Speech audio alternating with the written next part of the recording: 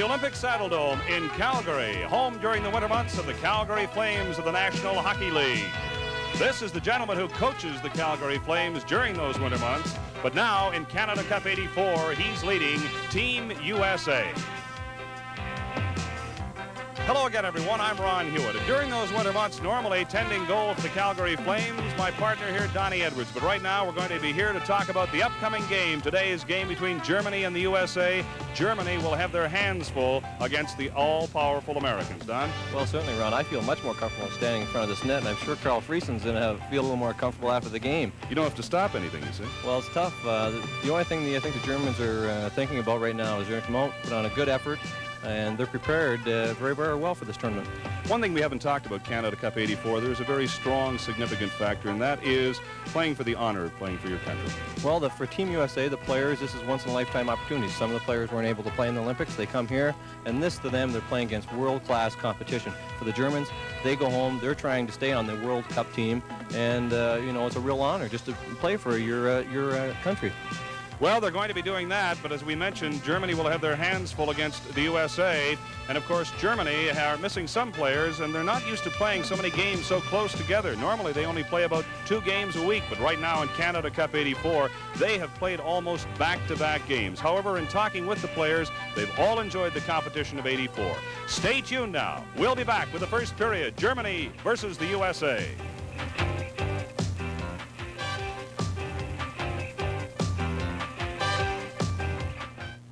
I see by your resume you're applying for the job as our office copier. Gentlemen, meet the meter 312, RE copier. You don't mind if we just see what you can do? He's fast, 30 copies a minute. He reduces, enlarges copies on 2 sides. There's a feeder. Sorter. And a self-diagnostic control system. He's got everything we need, but I bet he'll cost us. Is that all?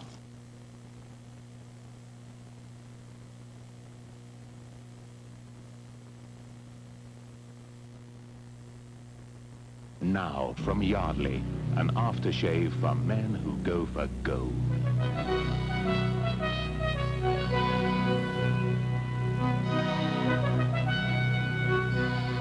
It's very cool, very fresh, with a masculine fragrance that's very British and typically Yardley. If you want an aftershave that's a winner, think Yardley and go for gold.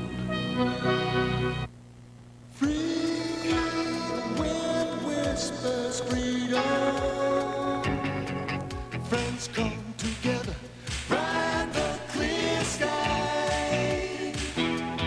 Magic sailing into good times, waiting on the ground. And the taste keeps coming through. The best blue smiles along with you.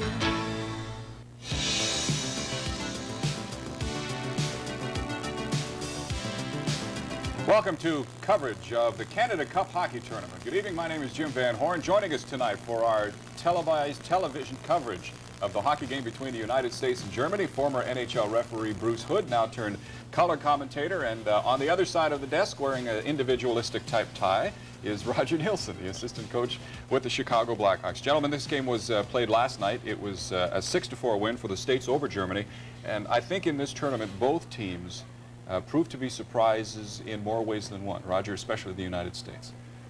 Well, the United States, of course, getting 7 points. As Bob Johnson pointed out, they're extremely happy with that. They only lost 1 game, a real close 2-1 game to the Russians. And they've got, I think, a 2.6 goals against average. And Bob Johnson came in with the idea that they had a good checking team. And so he's got to be... he would probably be happy to just make the playoffs, and here he's right up in 2nd place with it, and people are giving him a good chance to win it all now. Certainly you have to give a lot of credit, Bruce, to Bob Johnson.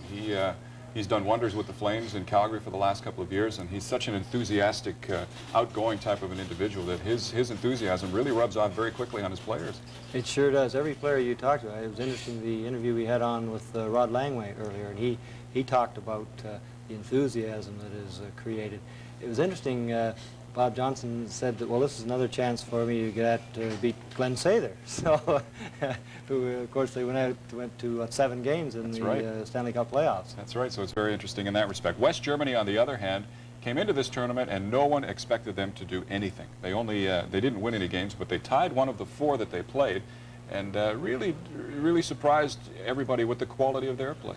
I think everyone thought that they'd be blown out every game, and they were beaten 2 games, 7-1, 8-1. But the other 3 were all very close. They were right in the game. They got their tie with the Czechs. And I think you've got to give the coach, Unsen, who I never really heard of before, a lot of credit. They played a scrappy, forechecking game. They showed us some different systems in their breakouts. They had some set plays on their power play. And I thought the Germans have done an excellent job. And I think they're probably going to go home very happy with the work over here. Okay, Roger and Bruce, thank you very much. We now go to the game between the United States and Germany, just about set to get underway. Let's pick up the pregame ceremonies. Both teams are at the respective blue lines in preparation for the official opening ceremonies. Now let's go down to the ice surface. Vice President, Esso Resources, Canada Limited.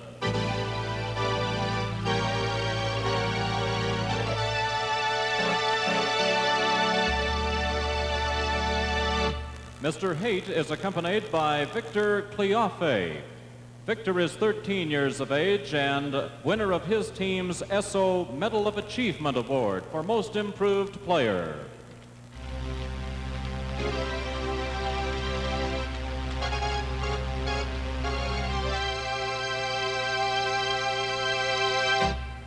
To perform the ceremonial face-off, we are pleased, through the courtesy of Esso, to present one of Canada's outstanding Olympians, a silver medalist in swimming for Canada at the recent Los Angeles Olympic Games, Mr. Tom Ponting.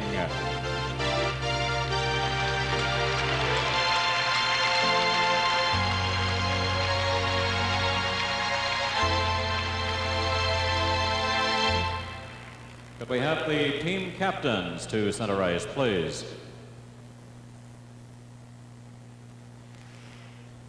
Victor Cleoffe and Tom Ponting will conduct the ceremonial face-off. Gentlemen.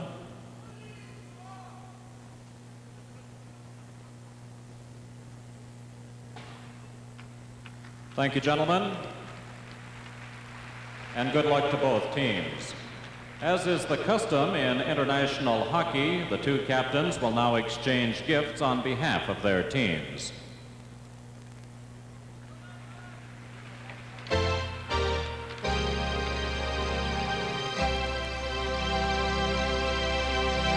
Ladies and gentlemen, please rise and join organist Rick LeBlanc and vocalist Susan Smith for the national anthem of the organizing country, Canada.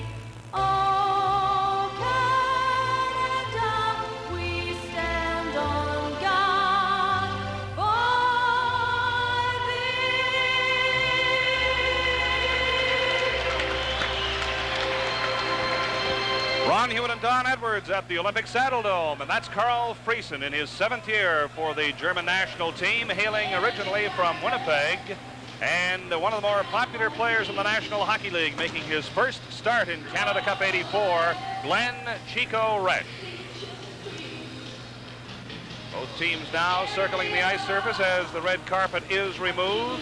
The officials for this game from the Soviet Union, the referee is Yuri Karandin. The linesmen are Leon Stickel, and the other linesman is Jan Tadicek from Czechoslovakia. Leon Stickel, certainly an experienced linesman in the National Hockey League.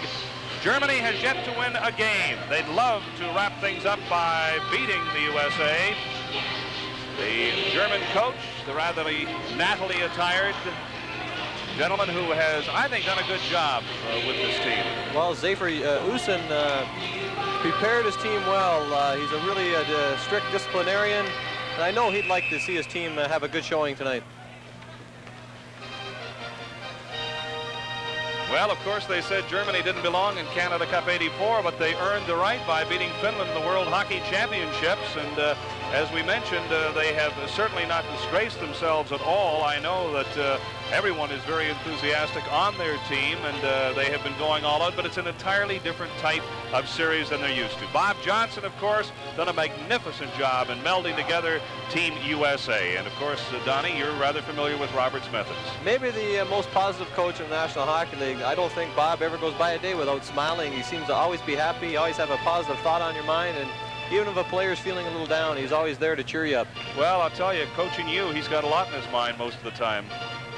Well, Bob will sometimes fool you. You look at him, and he's got more paper. The man needs 15 pockets in his jackets.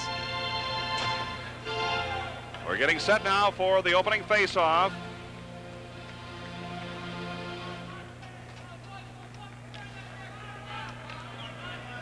There's Trunchka, center ice for Germany. The face-off comes back. Tommy Hirsch clears it back down to German territory. Puck goes back behind Friesen. The USA will be looking to put the early pressure on. It comes back to the line to Langway. A shot that was tipped down in front. Now Germany starts out. Let out is Marcus Kuhl. Kuhl failed to get anywhere with it. It comes back to the USA zone. Out to the blue line where it's knocked forward by Niederberger. Is back behind United States goal. Centered out in front. Oh, and failing to get a backhand away was Kuhl.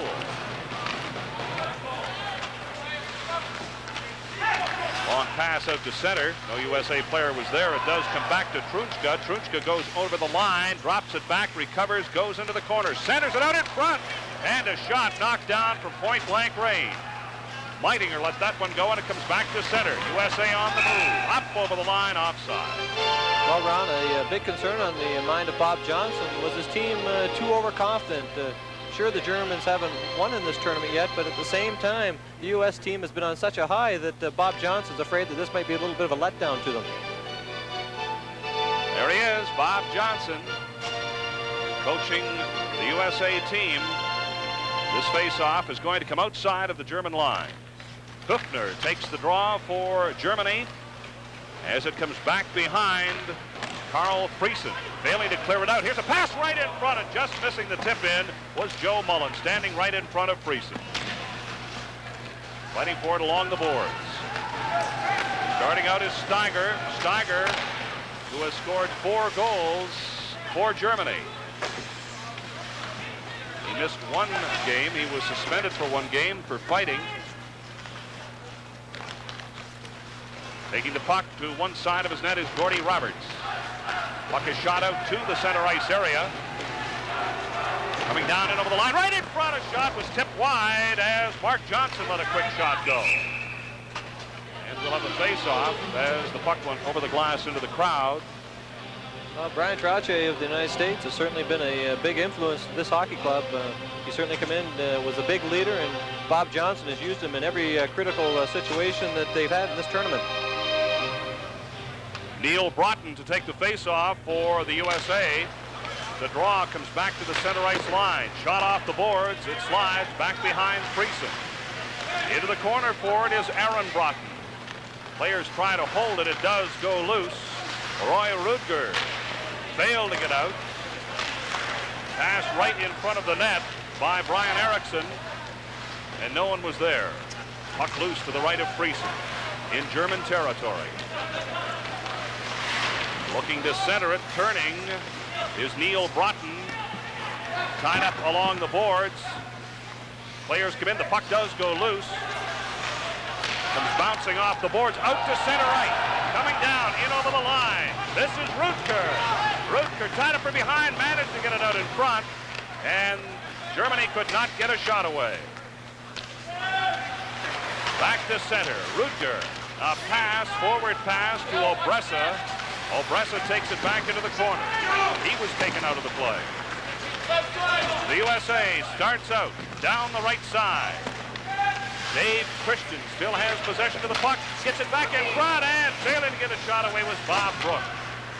Here's a drive. They score! Taking a pass from Bob Brook. What a shot! Well, Dave Christian left wide open, and he just sort of backs off. The German defense gets running around, and Bob Brook makes a perfect pass to Dave Christian, and he puts it in a perfect spot. It's up high. Carl Friesen goes down, hits the top shelf. Carl Friesen just sits back in the net here a little bit, and when Dave Christian gets a hold of the puck, he lets it go right away, and no hesitation. That's a great play by Dave Christian. Dave Christian, assisted by number 13, Bob Brook. The time, 3:01. 3:01 the time, the goal by Dave Christian. The United States taking a 1-goal lead. Langway clears it back behind his own goal. Puck along the boards. On the right side. Tom Hirsch clears it back to German territory. Shot back behind Friesen. Trying to get out was Kiesling. Loose puck in front. Coming up is Chelios' shot. Right on! Friesen grabs and holds to force a face-off. And in the first period, the score, United States 1, Germany no score. We know about the lands you hold, CN, along your railway lines, and watch with awe how you develop them, sharing the opportunity to build towards Canada's financial future, bringing the world of business to us, connecting with the world. And when you bring us in to share your progress, we know who you're in business for. United States leading Germany 1-0. We're in the first period, the early stages. There is 16:26 remaining. Puck comes out to center ice. Bouncing puck. Hupner has it for Germany. It comes back behind. Glenn Resch in goal for the United States. Over on the left side, trying a rink-wide pass for Mullen. Failed to click. Puck comes back in over the German line. It is recovered. Starting out now is Peter Schiller. Schiller coming down in over the line, trying to pass for Hupner. Failed to get anywhere with it. Comes back and it's offside.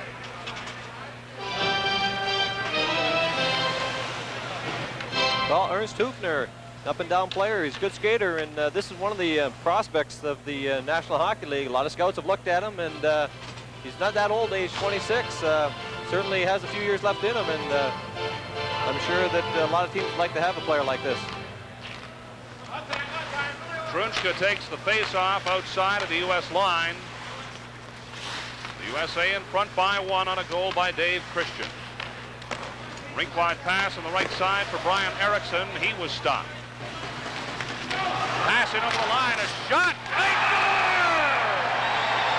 Oh, Marcus Kuhl let that one go, and Glenn Resch was rather casual, Don, to put it mildly. Well, you see the puck come in. Kuhl sort of breaks the net, and Mike Ramsey just sort of lunges at the puck here as it comes in, and Kuhl just lets the shot go. Seems to hit the defenseman's stick, and Chico just seems to fan on a little bit. But with the deflection, sometimes a goaltender's concentration is broken. It looks like here that Chico just loses a little bit with the change of direction. This hockey game is tied. 15:39 remaining. Here's the announcement. Scored by number 15, Marcus Kuhl. Assisted by number 8, Peter Sharp. The time, 4:21. 4:21, the time of that goal. Germany again coming up to the line. Turning there is Dieter Medikus. Back down and over the line. Coming back forward is Rod Langway. And he touches it. And so, in the first period, this score is tied. Germany 1, the United States 1.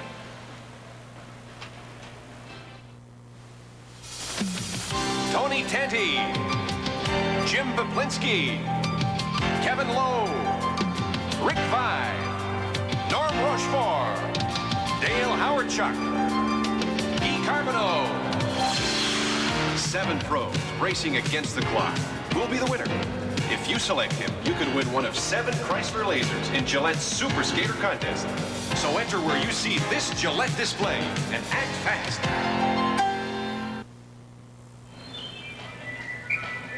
A 1-all tie with 15-13 remaining. Face off to the right of Friesen. From the draw, here is a shot. That went wide.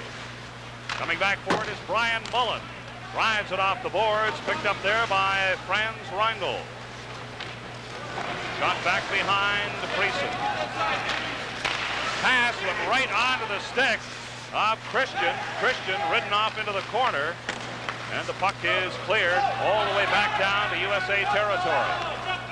Gord Roberts goes back behind his own goal. This is Roberts. Long pass up to center, but it was intercepted. And it comes back down off the boards. Failing to hang on to it was Helmut Steiger. Back behind his own goal. Chelios. Chris Chelios now waiting for everyone to get in position. A pass on the right side for Roberts. Long pass up through the center area. Friesen way out of his goal. Clears it. Around on the left side where it's taken by Steiger. Steiger, a pass to center. Gupner at the line. Takes it in over the line. Turns. Tries a pass. Comes back to the blue line. Niederberger keeps it in for Germany. And Gupner now juggles the puck. Back into the corner to the right of Resch. USA regrouping starting out. Ed Olczyk. Shot down, a bouncing puck cleared out in front, flipped forward, and this is Steiger. Helmut Steiger forward for Niederberger. Up in over the line, they lost it. Turning is Rob Carpenter. Carpenter being forechecked by Peter Obressa. Puck down the right side, Phil Housley. Stopped at the line, back in front, a shot just went wide. Ryan Lawton. Let a quick shot go.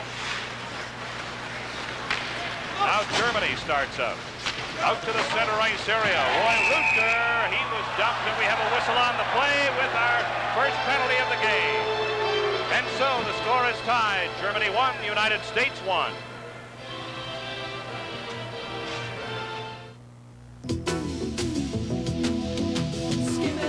Like a bird on a wing. Grab on tight, get a hold of that thing. We're hopping away, cutting clean through the blue.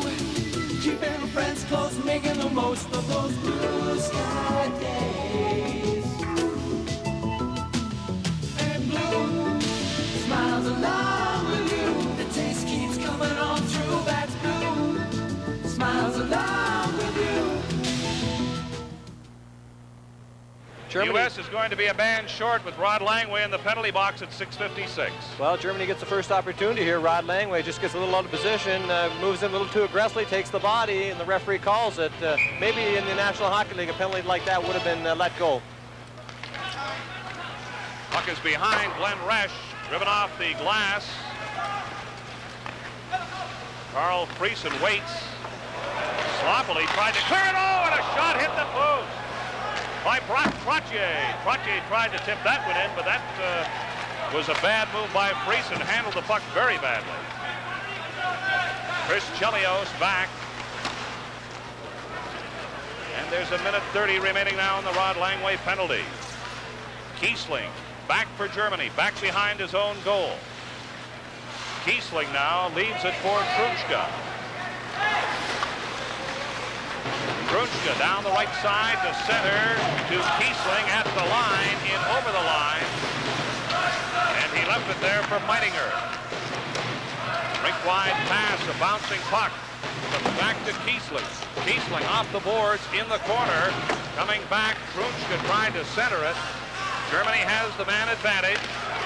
Here is a shot. That hit a leg. It bounces back again to Kiesling. Back into the corner. Germany trying to mount an attack here with the man advantage. USA recovers. Dave Christian coming out to center ice. Trottier and Christian out killing off the penalty. There's 35 seconds remaining in the penalty to the U.S.'s Rod Langway. Over on the right side, this is Kiesling coming down, in over the line, stop, turning, coming out to center ice, carrying it in over the line. Rob Carpenter still has it a shot. That went wide. There's 16 seconds remaining in the penalty. We've got 11:18 remaining in the period. Stopped inside the line with Steiger, and the puck comes out to center ice. The loose puck is picked up by Reindl. Reindl coming down in over the line for Germany. A pass back to the blue line. Penalty is up to Langway. Resch makes a glove save and hangs on to force a face-off in U.S. territory. Ron, I have to feel a little sorry for Chico Resch in this game. He hasn't played in about 10 days and didn't get much work in the preseason. Bob Johnson was so impressed by Tommy Barrasso that he wanted to give him a lot of work. And here Chico goes in. It's a good move by Bob to get him a little work in case there's something happens to young Barrasso. But at the same time, the first goal goes by and Chico just looked a little rusty.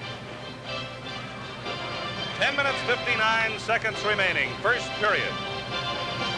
Face-off in the U.S. zone to the left of Chico Resch. Ernst Hüfner will take the draw for Germany. From the face-off, the puck goes into the corner. Bouncing puck, Resch down, covers up. Ron, the German team definitely looks a little more relaxed tonight against the Swedes and the Soviets. They seemed a little uptight and were a little apprehensive of what they had to expect. Against the U.S., they look very, very relaxed. They're going out, they're taking the body, and really working the corners well. Tom Barrasso, injured in the last game, not dressed tonight. He's been outstanding for the United States. Rookie of the Year winner, Vezina Trophy winner, first year in the National Hockey League. Don, where do you go from there? Well, that's a tough act to follow. Coming in over the line, right in front, a quick shot, good save as Neil Broughton let it go. Taking the pass from Brian Erickson, good passing play combination. Coming in over the line, this is Hüfner. Comes back to the blue line, Sharp lets it go, scramble in front, rushes down, loose puck. Recovering, over on the right side. Neil Broughton at center, drops it back. Forward pass, intercepted at center, loose puck. Rink wide pass, right side, over to Michael. That's a shot, Resch the stick save. Off the boards, right side, Brian Erickson couldn't control it. Comes back down to Peter Sharp. Sharp, long pass to Schiller. Schiller couldn't handle it, and it comes back to center ice. We've got 9:40 remaining, first period. Puck along the boards behind Friesen. It goes loose. Taking it there is Bob Brook. A pass. Mullen a shot. That was knocked down. Puck is lobbed high out to the center ice area. Coming back for it, Mike Ramsey. It is left for Phil Housley. He tried a pass up through the center ice area, intercepted by Rainer Bloom. In over the line to Rudger. Rudger centered it back, and it was knocked forward. Taking it there is Bob Brook. Brook lost it. We have a face-off because of the offside. In the first period, score is tied. Germany 1, United States 1.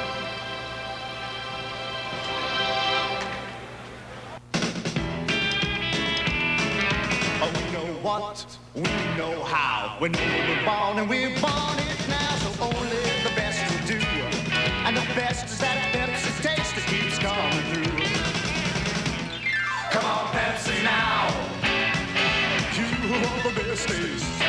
Come on and taste that best taste. Come on and make yours Pepsi now. Yeah.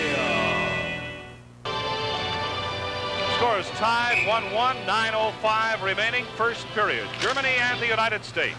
Ron, who would ever expected this kind of game?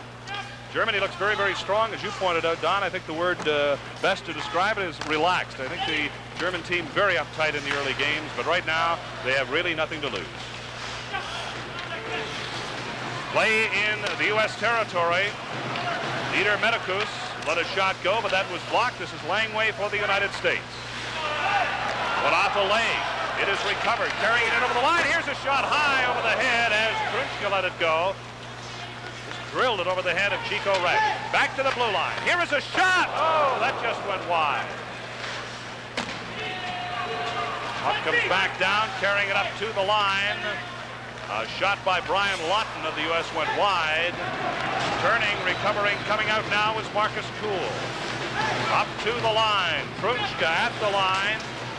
Carries it back into the corner. He was pulled down. It's recovered there by Ed Olczyk. Puck was in turn stolen and kept in U.S. territory. This is Brian Lawton carrying the puck to center. Down to the left of goaltender Carl Friesen. It's along the boards. Fighting for it is Joe Mullen. Puck goes loose right in front. Friesen cleared it. Back off the boards. Comes back through the center ice area. Then Chris Chelios forced back. Coming down in over the line. Poitier was sent flying. Here's a long shot by Rutger. They go back into the corner. Puck hits the glass. As they fight for it now, cleared, but all the way back, and Germany forced back inside their own blue line. Germany's showing what they're known for, hitting and taking the body. 7 minutes, 13 seconds remaining. Here's Steiger, a shot, but saved by Resch. Bouncing off the boards, coming out now all the way is Phil Housley. Housley over the line with Joey Mullen. Mullen coming right in front, dropped it back, and it was shot wide. Now Germany comes right back. Carrying it out is Hübner. Hübner comes to the line, passes to Franz Reindl. They lost it. Out to center now comes Joey Mullen. Over the line, loose puck recovered by Germany. Hübner, rink-wide pass intended for Reindl, couldn't get to it in time. Mike Ramsey, out to center. Offside pass. And so, with 6:30 remaining, this score is tied. U.S. 1, Germany 1.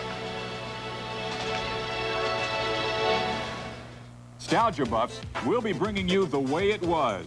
The Way It Was is a show that takes you a hop, skip, and jump down memory lane to show you highlights from many of the greatest moments in sports. Memories from hockey, boxing, baseball, and football are just a few of the moments you will relive. The Way It Was on the Sports Network.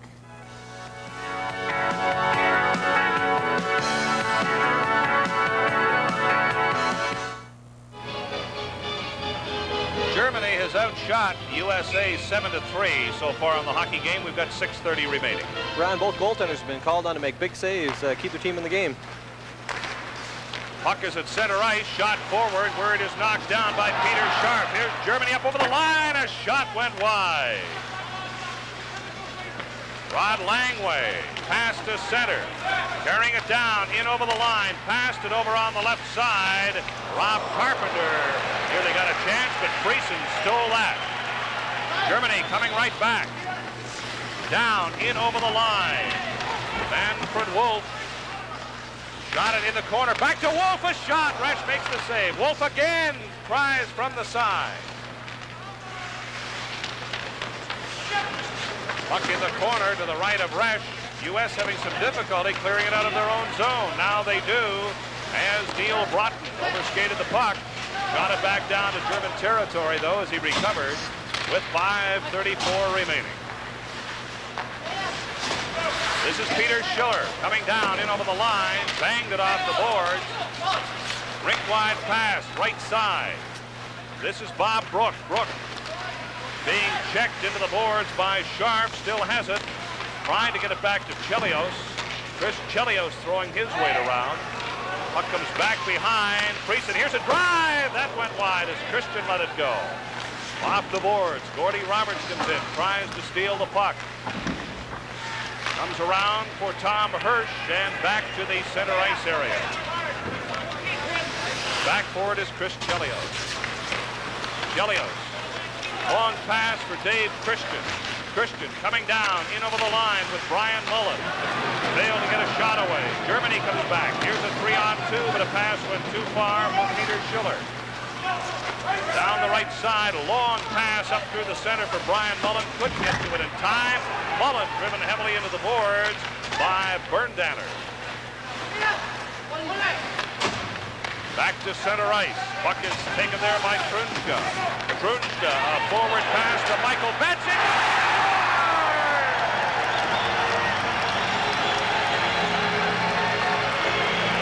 A little bit of sloppy play by the U.S. defense, and Michael Betts is left wide open here. There's the U.S. running around. Betts wide open, walks over. Good hard shot. Chico comes out and challenges, seems to beat him in the 5-hole. Good play by the Germans. Seem to be really aggressive here. Hop on a little bit of an air. Good quick pass. Good shot. Chico moves out. Good position. That's where a goalkeeper should be. He's moving out with his feet open just a touch, and it seems to beat him. Holger Meitinger. Germany goal scored by number 16, Holger Meitinger. Assisted by number 28, Michael Bates, and number 17, Gerd Trunska. The time, 15:42. 15:42, the time of that goal. Now, we'll see what the USA does. Right in front, he scores!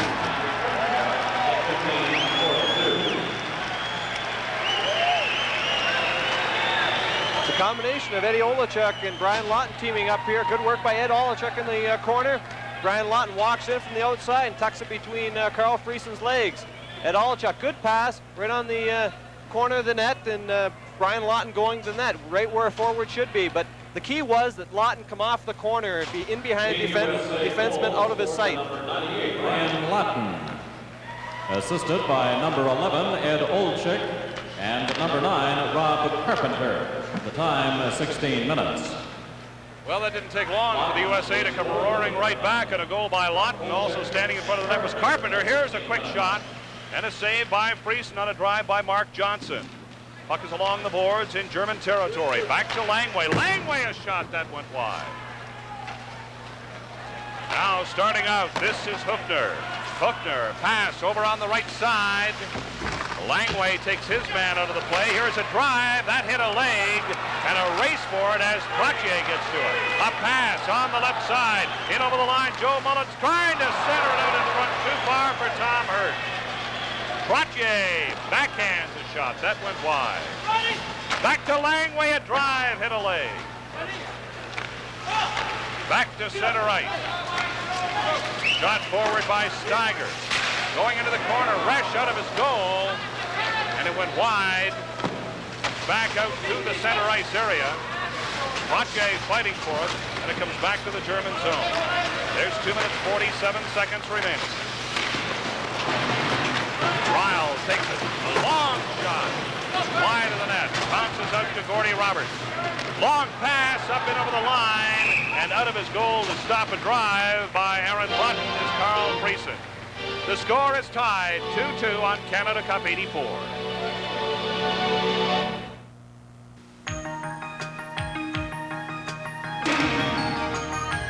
Here's something new, so you'd better look twice. Yes, it's Labatt's Light, and don't it look nice? You see the bottle's brand new, with a twist off cap too. Still tastes light and so smooth, and it's looking so new. Yes, it's Labatt's Light.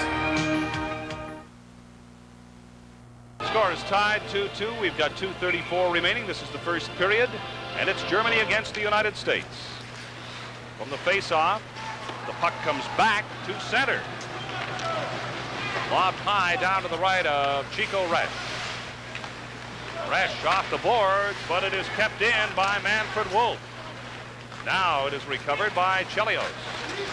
Chelios trying to pass, intercepted by Obressa. Obressa comes in over the line. Roy Rutger couldn't get to it in time.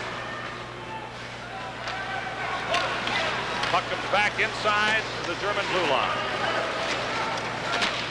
Up over the line. Chelios takes it for the USA. Chelios down the left side. And an offside is called against the United States. This telecast is protected by copyright and is intended solely for the non-commercial entertainment of our viewing audience. Any use, reproduction, or distribution in whole or in part of the pictures or descriptions herein contained without the express written consent of the Sports Network is strictly prohibited. Always nice to give new talent a chance, Don. I practiced all day, Ron. No, I'm certainly glad you're a goaltender. Back behind the line is Phil Housley. This is Housley off the boards on the right side. Brook flipped it down to German territory, and coming back, Friesen stops it. Kiesling is back. A shot right on. Friesen makes the save on a point-blank drive by Christian, standing right in front of the net. Back forward is Ernst Tuchner. Off the boards, bouncing back. Here's Schiller. Going back, drops a pass back. Oh, just too far. But Schiller, going in all alone, elected to drop the pass back. Here's Schiller again coming in over the line. Back into the corner to the left of Resch along the boards. They fight for it. Ernst Tuchner is there, tried to center it out in front. Coming back along the boards is Schiller. Schiller fights for it. They center it. Oh, and it just rolled in front of Resch. Coming up with the puck is Housley. Pass right side over for Lawton. Couldn't get to it in time. Michael Betts along the boards in front of his own bench. And we have a whistle on the play directly below our television booth. Well, I'm sure one of the things the coaches of both teams are going to have to say to their teams is the defensive play. They've got to get more help in front of the nets from their centermen. And the defensemen have to definitely tighten up at both ends. They're just giving too many chances away. We've got 42 seconds remaining in the first period of this game. And a very strong German team we're seeing in comparison to the other two times we have witnessed Germany play. Well, Ron, a lot of good scoring opportunities and not a lot of shots.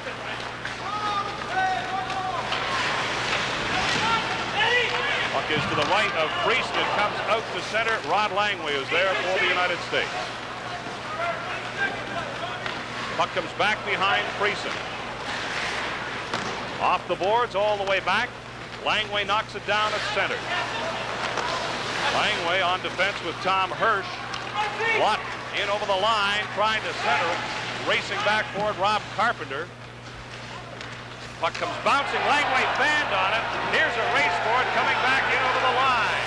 And taken out of the play was Dieter Medikus as the horn goes to end the first period. And Germany outshot the USA in that period 11-7.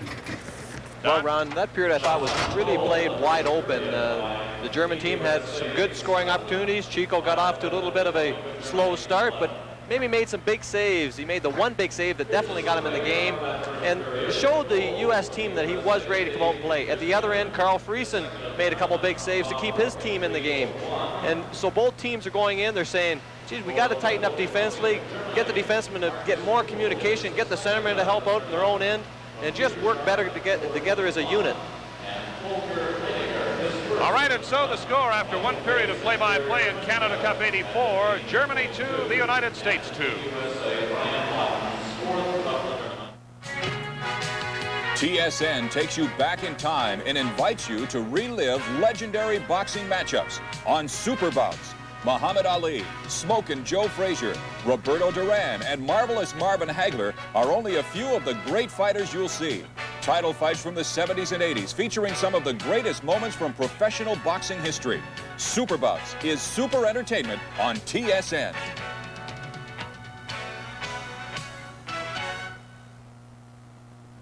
I want Steve, Frank, Mario, Tommy, come on, Mike. I guess that leaves Albert. Hey, he's your kid, brother. You take him. Come on, Albert. At Canadian Tire, we carry the best names in hockey. Bauer, Cooper, CCM, but we're just the beginning. How far you go depends on you. Boy, I sure wish we had a guy like Albert. Yeah.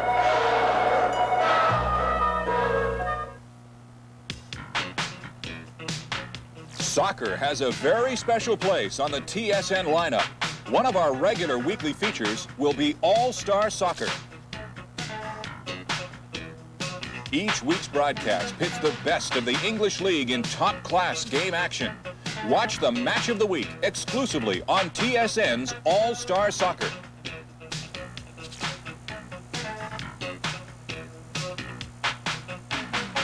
Now, I want to talk to Coach Bob Johnson of the USA. And Bob, I think perhaps you're a little surprised too that we've seen a different German team. They did come out flying against the United States. Well, you know, this is their last game. They're going home tomorrow. It's been a disappointing tournament for them. They've only had a tie, and obviously they want to go home with a big victory. And through the years, the United States have always had difficulty with West Germany. You know, it's amazing. It's a mental thing.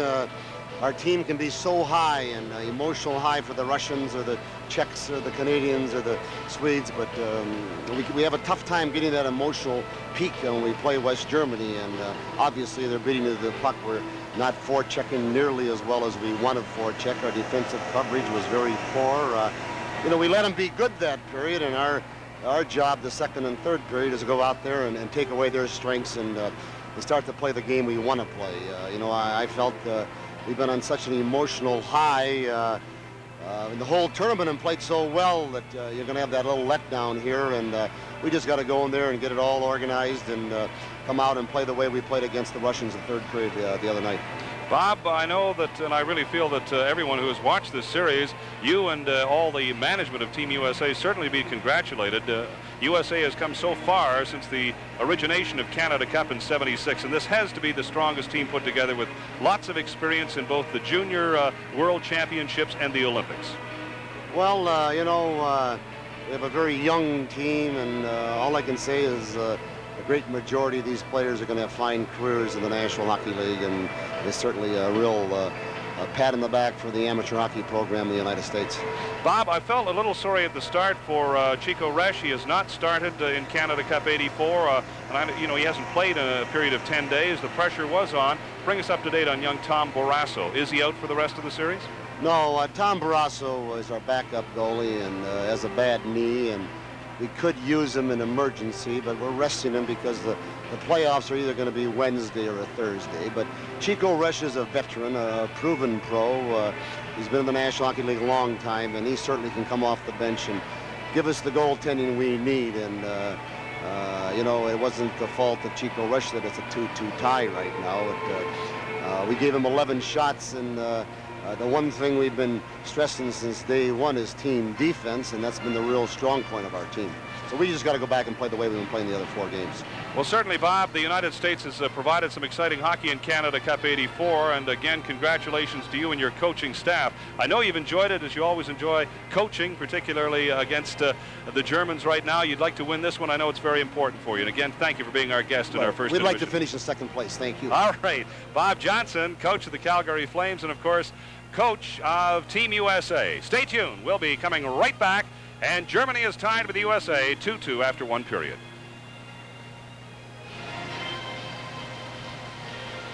Now what do you want? Good work, Williams. Now get me those copies right away.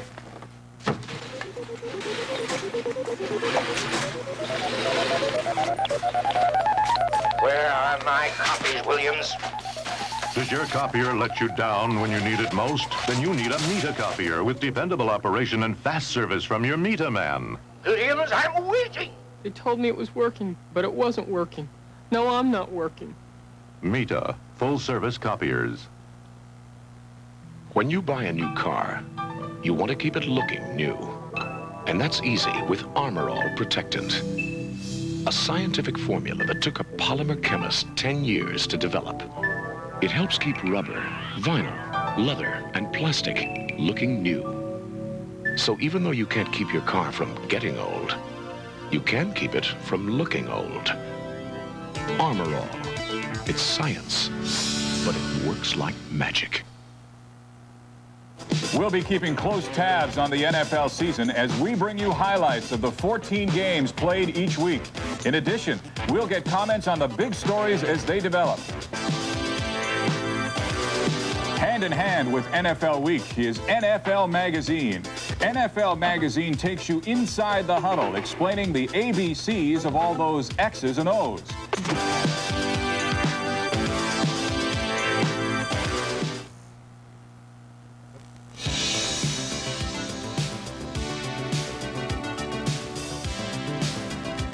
We are back with Roger Nielsen, assistant coach with the Chicago Blackhawks, getting ready to start training camp this year. We've finished watching one period of play between the United States and Germany, tied at 2-2. Roger, the United States, known for its strong defensive play, one of the reasons they got to the playoff round. But in this game last night, they were a little lax in the first period. There were some definite breakdowns in that first period, and I'm sure Coach Johnson will be talking about that in between periods. But one of the keys in hockey defensively is reading the rush. And if we can go to the board, when you're a defenseman and the forwards are coming down, you have to decide, first of all, whether it's a 3-on-2, as we see here, or whether it's a 3-on-3. And if it's a 3-on-3, of course, then each man can take his own man. Another thing, the back checker who is coming back, when the back checker is coming back, he must take somebody right away quickly so that the defensemen see that, and then they can take the other men. And there was quite a mix-up on the first goal. What happened? Mike Ramsey, who's had some great checks, came across to hit one of the forwards. I think Housley was with him. And Aaron Broughton didn't quite have his man. He was behind him. Now, a guy like Mike Ramsey, he has to check first, because if he comes across to hit a man and a pass is made to this man, then they're in trouble. Let's go to the relay and look at this very good pass by the Germans. But a poor read. Right here, Ramsey comes, makes the hit, but the man is in the clear. And that's a good German goal. Is that a quick shot that maybe Chico Resch wasn't expecting? Yeah, I don't know whether it actually hit a stick as it was shot, but it certainly fooled him, and I think it was a tough goal for Chico. He'll feel badly about that. It was his first game as well in the tournament. When you sit after going through a summer of inactivity and then you go through a couple of weeks of training camp, 6 weeks of training camp, and then all of a sudden you're thrust into game action. That makes it tough on a goaltender as well. Especially after the other goalie, in this case Barrasso, has played so well, it makes it doubly tough for a goalkeeper to win. But Chico's a great competitor, and I'm sure where it would bother some goalies, it won't bother Chico. Surprisingly, Germany actually took the lead in the first period on their second goal. That's right, and we can go back to the board again. Go down this end. It started off with Berdanier made a really good hit in his own end on a U.S. player. And then the puck went over to here, and he jumped up, as a matter of fact, and got in the play. But it was a good German passing play. A man here took it in his skates. Another player got the puck here. They got the puck up again, and we're going to see a German player make sure that he stays onside. A very good play by the Germans. But Bobby Carpenter, who was the back checker on this play, as so many back checkers do, he got mesmerized by the puck carrier, and he started over here. Ramsey was over here doing his job, taking the men out, and all of a sudden Carpenter realized now he should be looking for somebody else. So he went over toward this man, ended up going off him. A late man came up, and the Germans had a goal. And poor Phil Housley over here was trying to decide which of the two men to take. But the back checker must not go to the puck carrier. He must always go to an open man. So it was a good lesson here on defensive hockey. Let's go to the replay and watch this one. Here's the good hit. And watch Berdanier, the defenseman. He knows his man's down, so he jumps up now. Let's slow the play down a little right here. Now we've got the pass. And Carpenter here is chasing the puck carrier. Now watch the Germans stay onside. A good play. Carpenter misses the check. A nice little pass to the late man. And the Germans had 2 goals, and they earned them both. But on the other hand, the States weren't as sharp as they had been defensively. Apparently, Rod Langway went into the dressing room after the first period last night and let the players know in no uncertain terms that he was very unpleased with the way everybody was playing, and decided it was really time to get their act together and turn it on. And in fact, they did in the second period, and we'll see that as we get into the second period, and that is coming up right after this.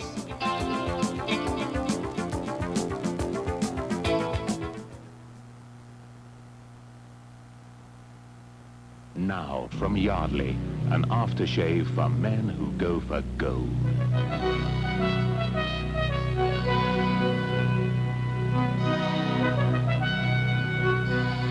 It's very cool, very fresh, with a masculine fragrance that's very British and typically Yardley.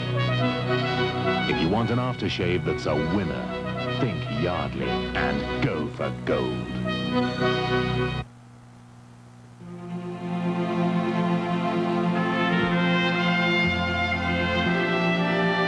We know you, CN. Know how you're changing. Building us a double track to give uninterrupted thunder as 6,000 horsepower, all 10,000 tons.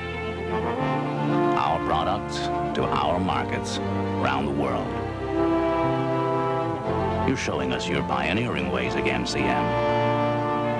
You're doubling your effort, demonstrating a commitment to us.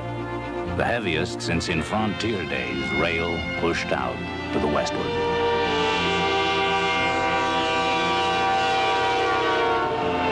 A big investment for you. But because you run a tight, efficient business, well, what profits you will profit us. Oh yes, CN, we know you're in business for.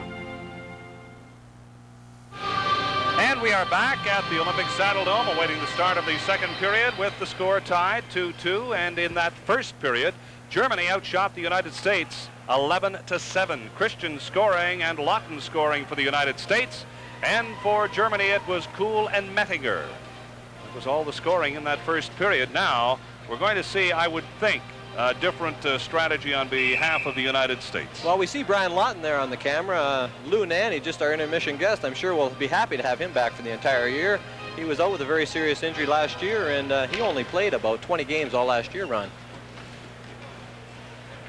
And as Lou pointed out, the real spark plugs for USA, as everyone expected, Brian Trottier and Rod Langway. Well, there's been such a to-do about Trottier not playing with Team Canada. But if you understand Brian Trottier, understand the feelings of the players that play in the U.S. cities, you can certainly understand why Brian Trottier decided to play for Team USA.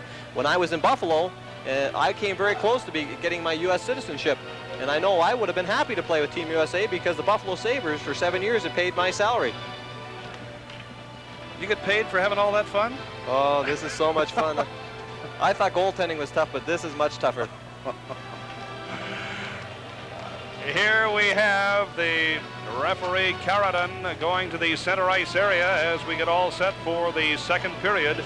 Don, the interesting thing is in this new Olympic Saddle Dome, from a goaltending point of view, are there any shadows on the ice? This is probably the best lighting in the National Hockey League. When they designed this building, they went to all other 20 rinks, tried to put the best ideas together, and here it is right here in Calgary. Play is underway here in the second period. The score tied 2-2. Loose puck at the center ice line, backhanded by Mark Johnson. Back forward is Niederberger. It's off the boards in German territory. Stolen right in front. Here's a backhand. Just went wide as Joey Mullen was right in front of Friesen. A bouncing puck, still in German territory. Off the glass, out over the line. Knocking it down is Chris Chelios. Chelios seeing lots of ice time for the USA. Trottier couldn't get a stick on a pass. Races back into the corner. He's being chased by Kiesling. Bouncing puck. Knocked down by Medikus. Up to center. Coming down in over the line along the boards. Trunchka fell. Puck is taken by Trottier off the boards. He lost it, was spun around, and the puck slides back down to the German zone. Back for it is Niederberger. Shoots it all the way right down to the stick of Glenn Resch in goal for USA. I'm sure the U.S. team during that intermission got a good earful from Bob Johnson, and they seem to be a little more aggressive in this period. Aaron Broughton at the line, offside United States, and here is a call for cross-checking. It will go to Germany. Score is tied 2-2 here in the second period.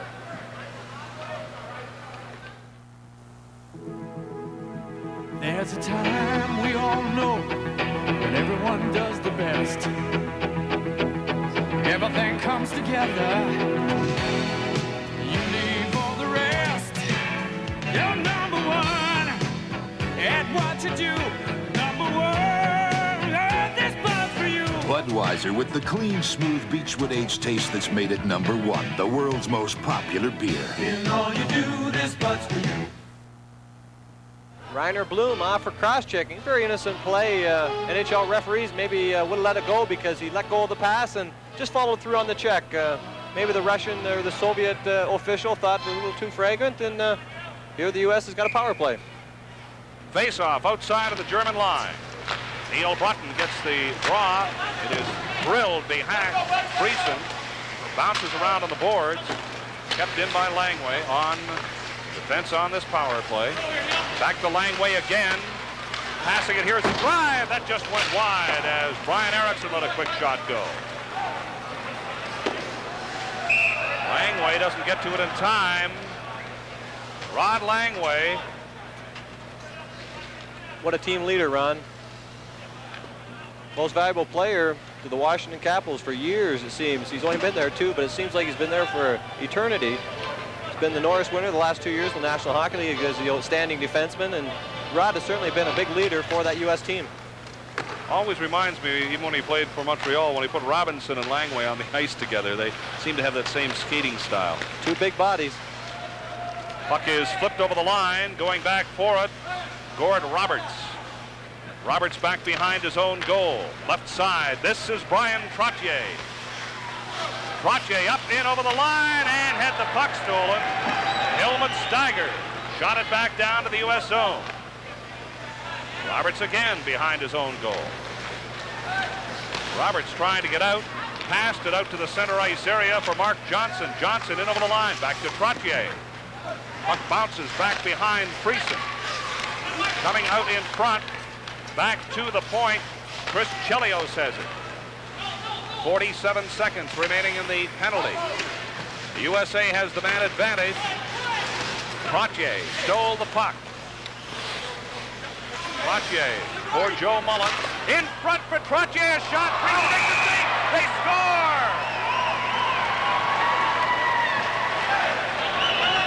Carradine must have thought that puck was loose, and the U.S. players did too. Brian Trottier shows his strength here. The puck comes off the boards. Trottier just waiting in front, shows his strength, fighting with the German defenseman. Mark Johnson standing there waiting for the rebound. Puck seems to drop in behind Carl Friesen, and he's jolly on the spot. The good strength of Trottier fighting off, and then Mark Johnson moving in. A little slap here. Friesen loses sight of it. Referees on the other side for in good position must have known the puck was loose, and a goal. And number 15, Joe Mullen. A power play goal, the time 2:51. 2:51, the goal by Mark Johnson. Brian Trottier doing the work from right in front of the net. Mark Johnson stuffed it behind Carl Friesen, and the USA goes in front by a score of 3-2. Here's a 2-on-1. A pass over in front, a shot, a big save by Friesen on Aaron Broughton.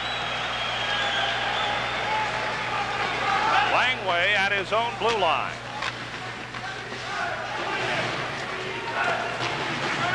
Mullen in over the line. Coming back with it is Dave Christian.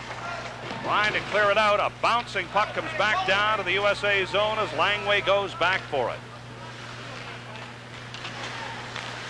Rod Langway for the United States. A pass intended for Brian Mullen. Couldn't get to it in time. Back for it. Niederberger touches it. And an icing call goes to the United States. Well, Carl Friesen making a real big save there to keep the score at 3-2. Dave Christian comes in over the blue line, just hesitates, gets the defenseman to pull over. Little pass. Aaron Broughton right on the spot where he should be. And then the save by Carl Friesen. Desperation. You're just trying to get as much of your body over, low to the ice as you can. The little fake. Good play by Christian and a good save by Friesen. That's good execution at both ends. Face-off will go to the left of Resch. Puck slides back behind Glenn Resch. Cleared up to center, trying a pass. Intended for Olczyk, couldn't get to it in time. A bouncing puck comes back behind Resch. There's 15:57 remaining. This is the second period. USA in front by 1 goal. United States on the move, coming down in over the line. A backhand hit the side of the net as Olczyk let one go. And here is a whistle on the play as Yuri Karadin is calling a penalty to the United States. Looked like he was calling Ed Olachuk for boarding. The score is USA 3, Germany 2 in the second period.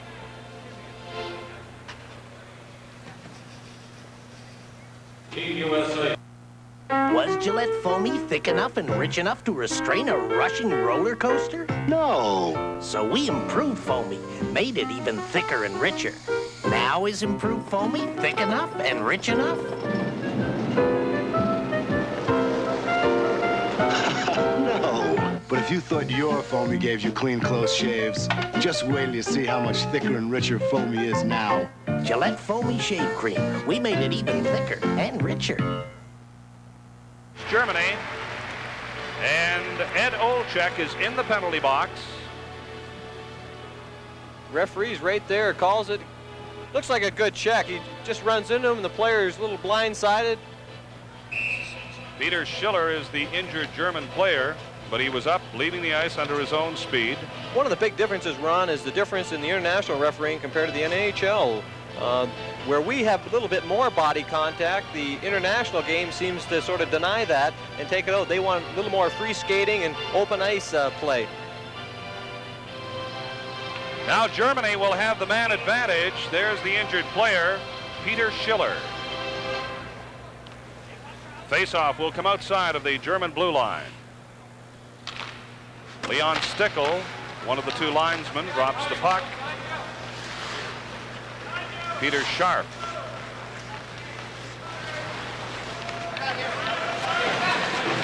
Left it, coming out to the center ice area now. Puck is shot, but it bounces back to center. Coming back out, trying to steal it was Mark Johnson. In over the German blue line along the boards. Stolen. Coming right in front is Trottier. Trottier and a shot that was blocked. Puck goes into the corner. Now Germany starting out. A bouncing puck. Racing in for it is Marcus Kuhl. Couldn't get to it in time. Langway drives it right back down to the German zone. A minute, 14 remaining in the penalty. USA a man short. Germany just not allowing themselves to set up. They just seem to be in too much of a hurry. With a power play like that, it just isn't effective. Puck at center ice, carrying it down, in over the line. This is Trunchka. Trunchka was stopped, bounces back to center. Trunchka again gets it back to the blue line, over on the left side. A pass intended for Trunchka is knocked down by Dave Christian.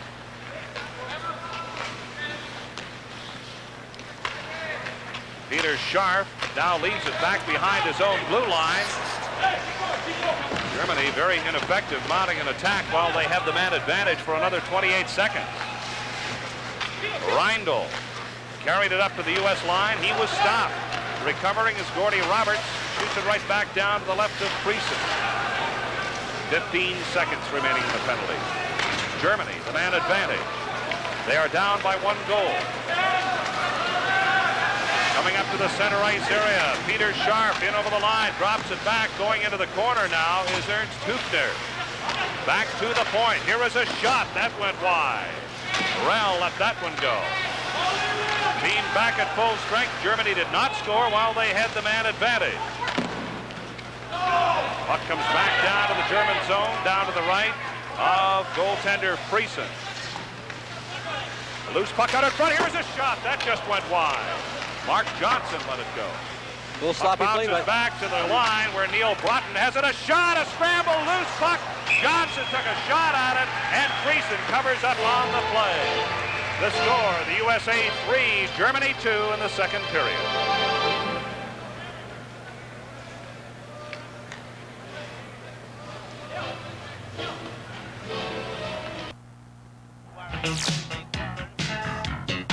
TSN has got Australian rules football. This exciting, fast-paced, rugged sport has been called a cross between soccer, rugby, and football. And watching this action, you have to believe it. Watch our coverage through September, ending with the grand final, live from the Melbourne Cricket Ground.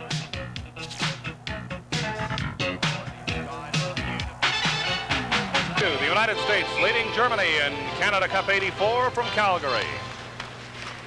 Trying to get a shot away was Brian Erickson. That hit a skate. Here's Langway a drive. Friesen a save, a rebound. Friesen another save. Langway a backhand just went wide. Puck back behind. Friesen in front. Friesen another save. This time on Brian Erickson.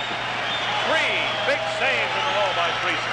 Well, the German defense just got running around, and Carl Friesen was called on to make 3 big saves. It's tough enough making 2, but when you're called on to make 3, you have to be in the right spot all the time. Off the boards, Friesen down, covering up on the play, and a whistle. Carl Friesen, his 7th season with the German national team, originally from Winnipeg. Ron, if you had to pick an all-star goalkeeper for this Canada Cup, Friesen might be right there at the top of the list. He has certainly been a standout. Although the team has not won for Germany, he has been a standout. He's the talk of the city. Wherever he's played has been Carl Friesen from Germany. From the face-off in the U.S. zone, it comes back all the way to the German blue line. Driven off the boards, out to center ice. Rink-wide pass. That was intended for Roy Rutger. He couldn't get to it in time. Puck bounces out to center, a race for it. Brian Lawton couldn't get to it in time. Coming down right in front, here's Rob Carpenter, a shot high over the head of Friesen. From point-blank range. Back to the point, a shot, and that went wide. United States applying the pressure. Rutger tried to get it out. Now it comes back to the center ice area. Here's a long shot. Resch, an easy glove save and a drive by Manfred Wolf. Puck comes back to the blue line. Right in front. This is Rutger, a shot. Oh, big save by Resch. Quick wrist shot by Roy Rutger. Puck is held back behind Glenn Resch for a face-off. There's 11 minutes, 40 seconds remaining here in the second period. Ron, that's what goaltending is all about. Friesen makes some big saves at the German end, and all of a sudden Germany gets one opportunity the whole period, and Chico Resch is expected to make a big save. He's out at the top of his crease. That's where a goalkeeper should be. Gets a piece of his shoulder on it. The play is dead in the corner. But Chico Resch, that's what goaltenders are all about. They have to have concentration for 60 minutes. Face-off to the right of Resch in the USA zone.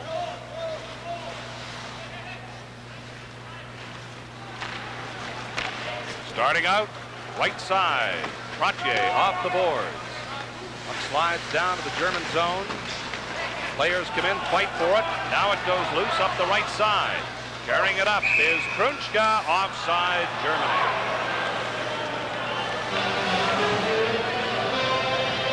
There's Krunchka. He's seen lots of ice time for Germany.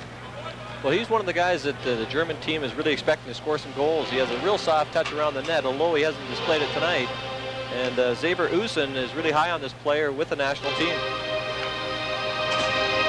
11 minutes, 18 seconds, the time remaining in the second period.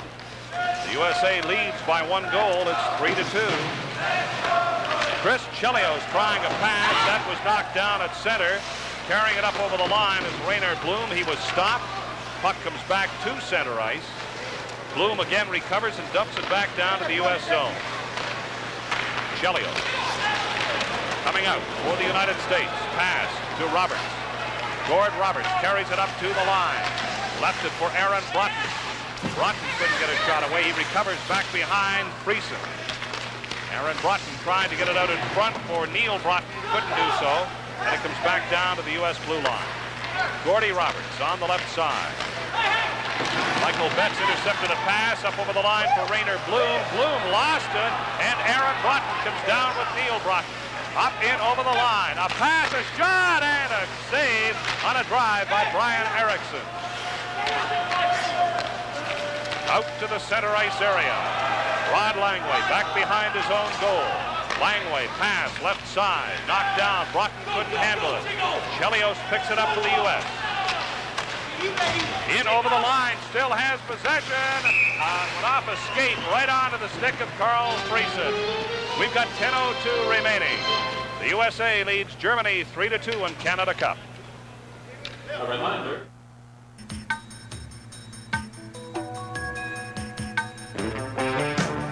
Feel free in the wind. Smile, smile with the day. The day smiling. 'Cause when you're smiling, blue smiles along with you. It's a 3-2 hockey game here in the second period. The United States leading Germany. 10 minutes remain.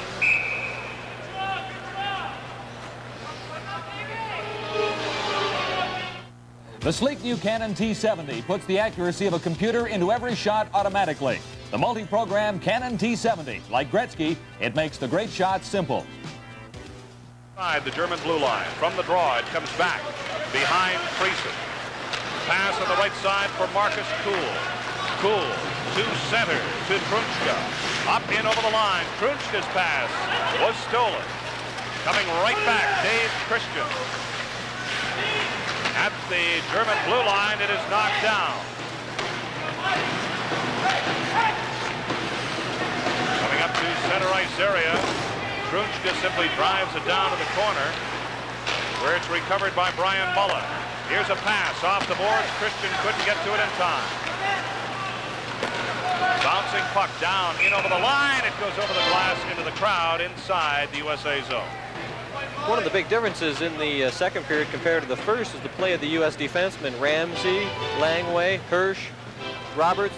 And I'm sure Bob Johnson's told them, get the puck in your end and get it out of your zone. 5 feet inside the blue line, 5 feet out are very crucial zones. And if the defensemen don't make quick passes, it allows the opposition to move in and pinch and force the play. And defensemen just don't have that much time. Face-off will go to the right of Resch. From the draw, down to the right of Chico Resch. Loose puck in front, a shot, Resch down for point-blank range. Reindl let a quick shot go. USA having some difficulty getting it out of their own zone. Now it comes out, Lawton takes it. But he was stopped by Steiger. Back it comes to center. Steiger over the line, Germany offside. 8 minutes, 49 seconds remaining. Franz Reindl, and there is Brian Lawton.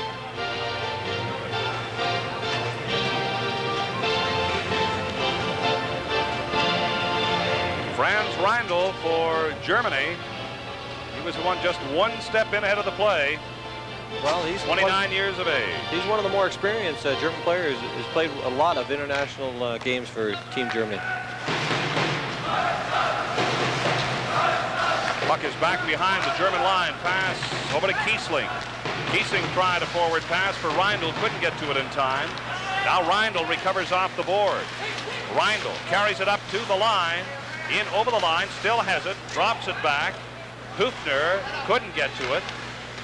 Puck is shot off the boards. Comes back to center. Recovered by Reindl. Backhanded in over the U.S. line and shot out by Gord Roberts. Puck is backhanded off the boards down to the right of goaltender Resch.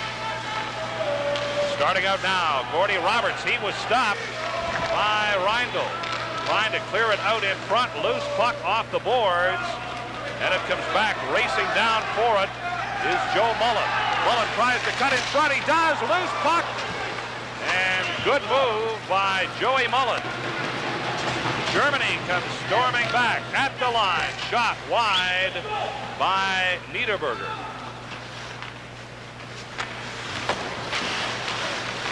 Play a little ragged in the center ice area. This is Chelios. Chelios starts to cut around, trying to center it. No one was there. And starting out, this is Sharp. Sharp, a pass, too far. Rod Langway comes around and drives it all the way back off the boards, back down to the German zone. Back behind his own goal, Peter Sharp. Sharp, a pass. That was knocked down. Here's a drive. That just went wide. Brian Erickson let it go. Germany a little sloppy on those passes, trying to get it out of their own zone. They don't seem to take their time and look where they're passing. Well, I think that's due to more inexperience and some, fortunately, the aggressive forechecking of the U.S. Bob Johnson has utilized the line of Erickson, Broughton, and Broughton, the two Broughton brothers. Good shot by Erickson in top of the slot. Carl Friesen again called on to make a big save. Face-off to the right of Friesen. Off the board. Back into the corner as they fight for it. Puck does go loose. Neil Broughton takes it out in front. Aaron Broughton has it along the board. Aaron Broughton back behind Friesen. Back into the corner, looking to center it out in front. The puck is loose. A scramble, knocked down. And Brian Lawton couldn't get a shot. Now they score! Friesen down in the ice. The aggressive forechecking of the U.S. line of Aaron and Neil Broughton and Brian Erickson. Slowly, they just keep working around the net, getting the Germany team a little disorganized. Puck comes open the side of the net. Erickson lets go a shot, and Aaron Broughton's right there. Slap, another shot. Neil Broughton gets the goal. Carl Friesen's down. The puck's over top from. The time, 13:31. 13:31, the time of the goal by Neil Broughton. And now it is 4-2. USA leads Germany, and we have 6 minutes and 15 seconds remaining in the second period. Coming down in over the line, this is Hüffner, centered it out in front, no one is there. Starting out is Aaron Broughton. Puck comes bouncing back. Ramsey drives it back down to German territory. Going back for it is Rell. He touches it, and icing is called. The score, United States 4, Germany 2.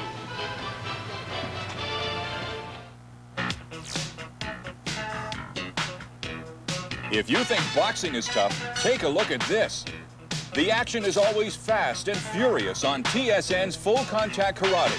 As you can see, it's a sport that excels in quick thinking, timing, agility, and brute strength.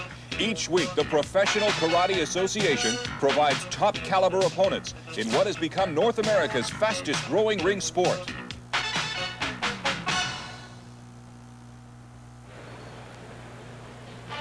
United States leading by 2 goals now in the dying minutes of the second period. We've got 5:54 remaining. Face off to the left of Resch. Coming back for it is Mike Ramsey. Ramsey backhands one out to center. Germany recovers in over the line. This is Schiller trying to get a shot away, being checked by Rob Carpenter, and the puck comes back to center. Puck is in German territory. A shot, and Friesen made a stick save on that. It is kept in by Phil Housley. Out in front, a bouncing puck with Rob Carpenter. Here's a shot by Ramsey. Friesen down to make the save. Comes back into the corner. To the left of Friesen. Phil Housley couldn't get to it. Here is a break coming down and over the line. Here's a shot. Resch makes a save on a good hard shot by Michael Betts. Now it is driven off the boards. Out at center. Long pass for Lawton. Couldn't get to it in time. Back behind. German goal. Lawton didn't get to it. Germany comes back. Out to the center ice area. Coming down and over the line. Marcus Kuhl was stopped. Gord Roberts coming back. Long pass in over the line. It's stolen now by Kuhl. Marcus Kuhl pass over on the left side. Faking a shot. Checked from behind, and fanning on a shot was Trunchka. Joe Mullen down in over the line. Mullen checked from behind. Mark Johnson tied up his man. Look is in front of the U.S. bench. Trottier couldn't get anywhere with it. Coming back out, up in over the line, carrying the puck. Knocked away with Trunchka right in front. USA comes back, led by Trottier. Trottier coming to the line with Johnson and Roberts. Roberts in over the line, back for Trottier. Trottier goes into the corner, back behind Carl Friesen, taken out of the play by Kiesling. Loose puck, out in front. Oh, big save by Friesen from a shot from right in front by Trottier.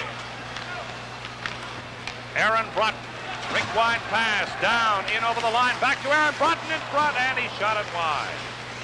He's on the ice now with Brian Erickson. Erickson takes it off the boards. Brian Erickson took a swipe at it. Back it goes behind the line to Broughton again.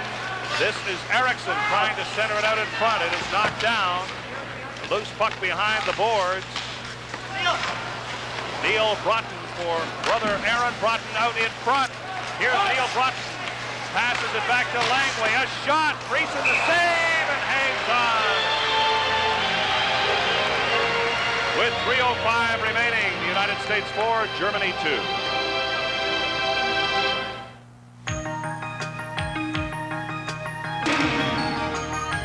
Here's something new, so you'd better look twice. Yes, it's Labatt's Light, and don't it look nice? You see the bottle's brand new, with a twist-off cap too. Still tastes light and so smooth, and it's looking so new. Yes, it's Labatt's Light.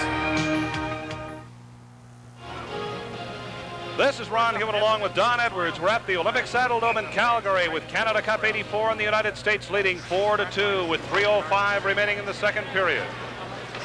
Mark Johnson and Neil Broughton have scored in this second period.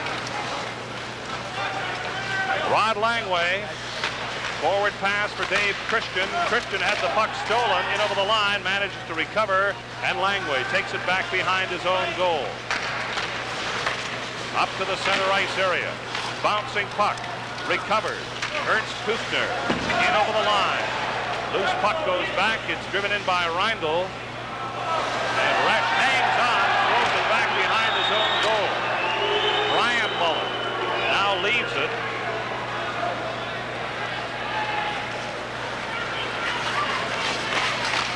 Dave Christian took it out to center ice. It was knocked down.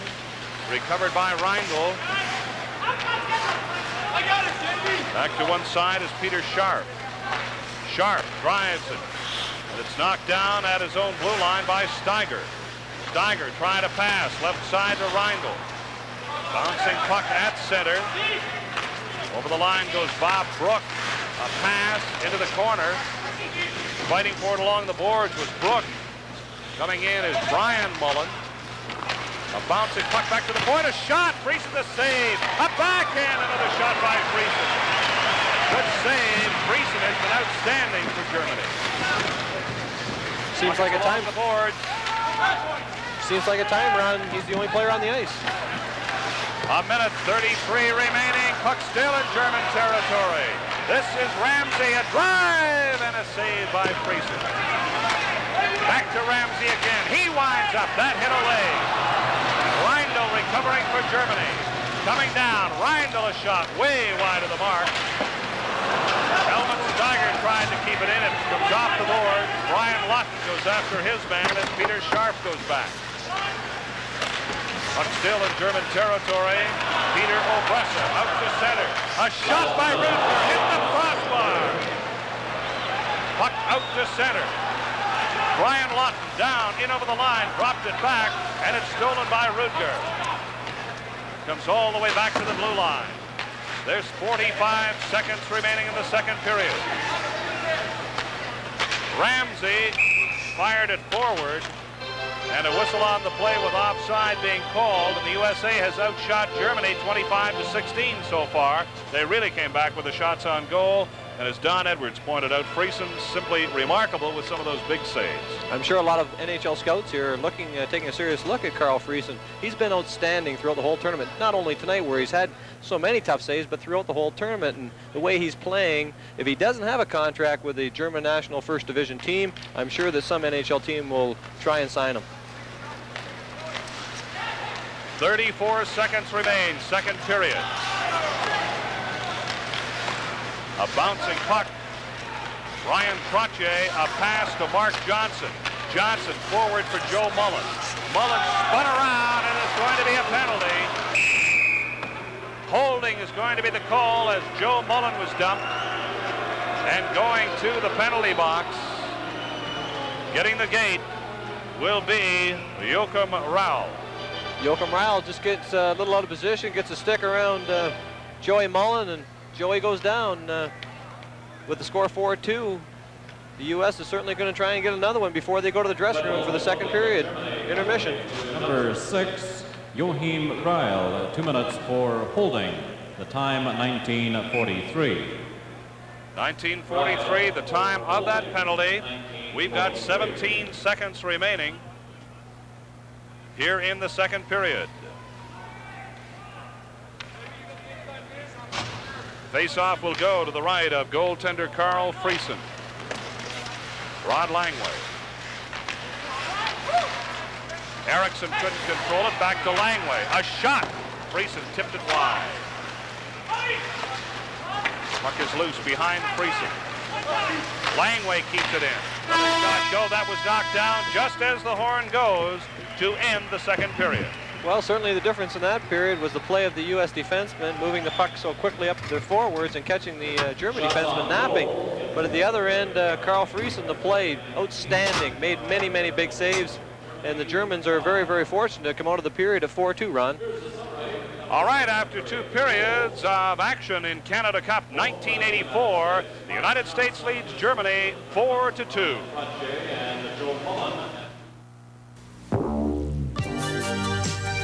Pontiac 6000 STE, a special touring edition built to take on the world's best.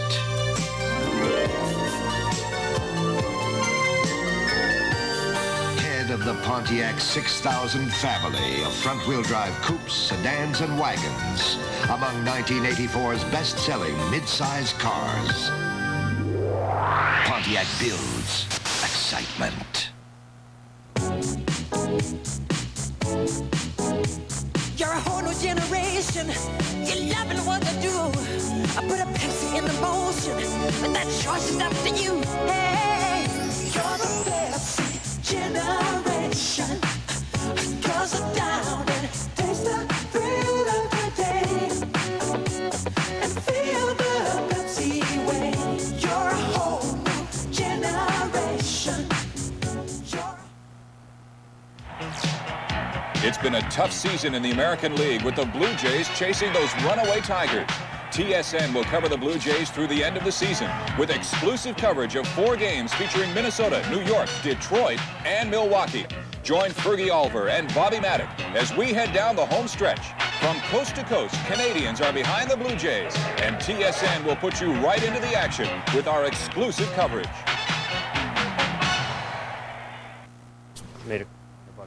Welcome back to TSN Control. We are getting there sooner or later. That's better. We've completed 2 periods of play at this game between the United States and Germany. It's 4-2 for the United States. Joining us now is Bruce Hood, former NHL referee. We didn't think we were going to get to you there for a while, Bruce.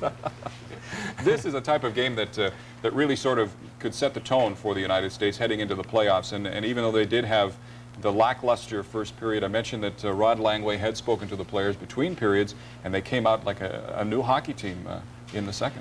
Yeah, but they're still playing fairly flat compared to what they did against the Soviets the other night, and what they're going to have to do against Sweden. I mean, that's next game they play is going to be sudden death, so they're going to have to get things hitched up and really go at it. Just want to comment on something that Donnie Edwards said earlier on. There was a check midway through the period. Ed Olczyk checked one of the German players into the board from behind, and he commented the fact that North American referees generally would let that type of play go.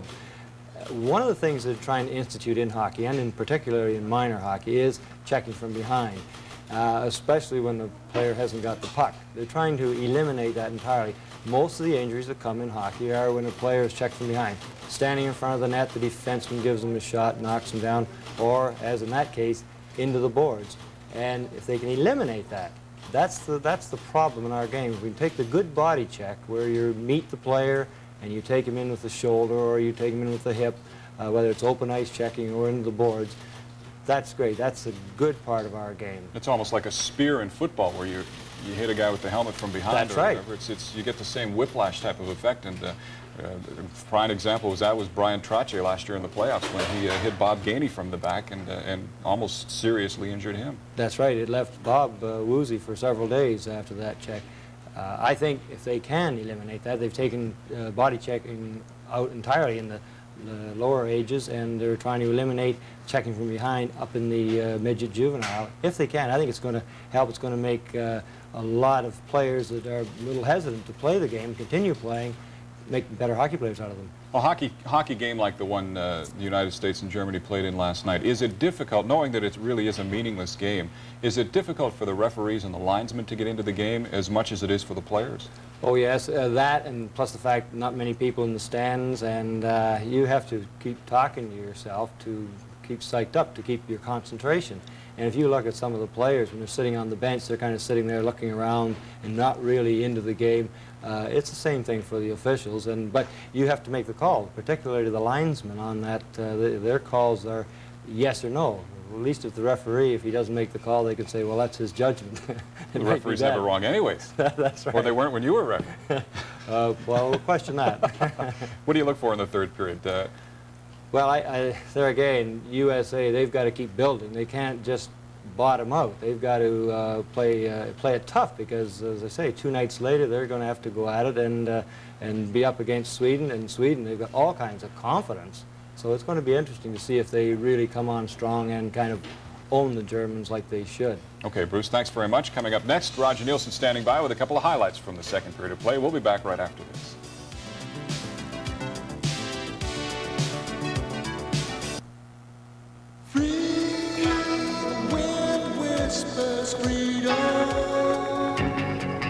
Friends come together, ride the clear sky. Magic sailing into good times, waiting on the ground. And the taste keeps coming through. The best blue smiles along with you. I see by your resume you're applying for the job as our office copier. Gentlemen, meet the meter 312, RE copier. You don't mind if we just see what you can do? He's fast, 30 copies a minute. He reduces, enlarges copies on 2 sides. There's a feeder. Sorter and a self-diagnostic control system. He's got everything we need, but I bet he'll cost us. Is that all?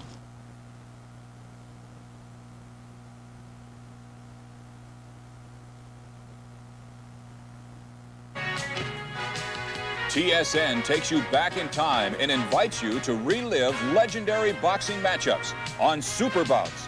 Muhammad Ali, Smokin' Joe Frazier, Roberto Duran, and Marvelous Marvin Hagler are only a few of the great fighters you'll see. Title fights from the 70s and 80s featuring some of the greatest moments from professional boxing history. Superbouts is super entertainment on TSN.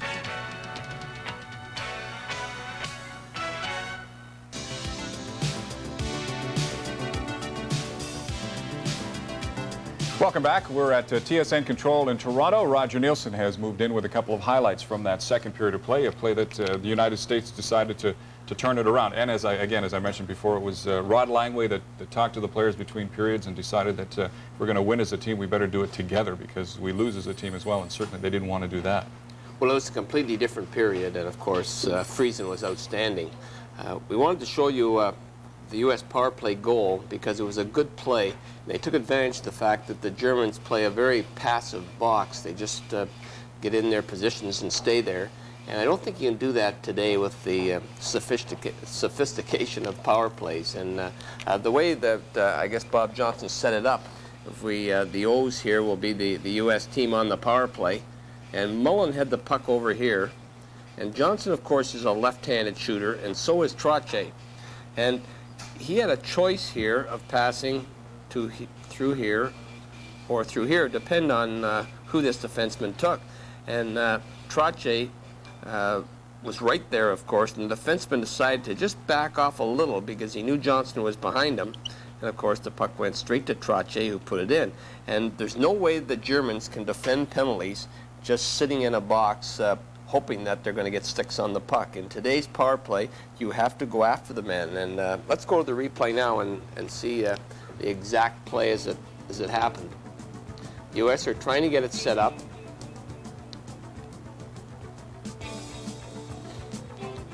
And if you're in trouble, just throw it around the boards as they did. And now we'll get the setup over here on the side. They're still battling away for that puck. Let's slow it down right now. Now Trottier knows to go out in the middle here, and the Germans are just staying there, and he gets into a position now. The defenseman has 2 guys to cover, and it's a very good play. And of course, the goalkeeper had no chance on it at all. And just after that, Jim, the Germans had their chance on the power play, and the U.S. went right at them and gave them no opportunities. It's really surprising that they would actually stand around and let them set up and allow Trache to move into the middle like that, and really nobody took him out at all. Even after the shot, it didn't look like they were moving in very quickly. Is it a matter of just not wanting to get involved in the physical play? I think it's a matter of that it's the old style. When I was coaching the Leafs, and we beat out the Islanders my first year in the NHL, and one reason was in the playoffs, our penalty killing was really good. I think we allowed 1 power play goal and 40 chances, and we did it just sticking in the box. If you tried to do that today, it would never work, because the power plays, probably with the use of video, people see exactly what kind of plays to use. And the Germans can't survive playing the box that way. And Bob Johnson is the type of coach who loves to utilize these specialty teams, including the power play unit. Exactly, and he's done a very good job with them. What's our second highlight? Well, I just want to show you the Broughton line in action. Now, they're by far the U.S.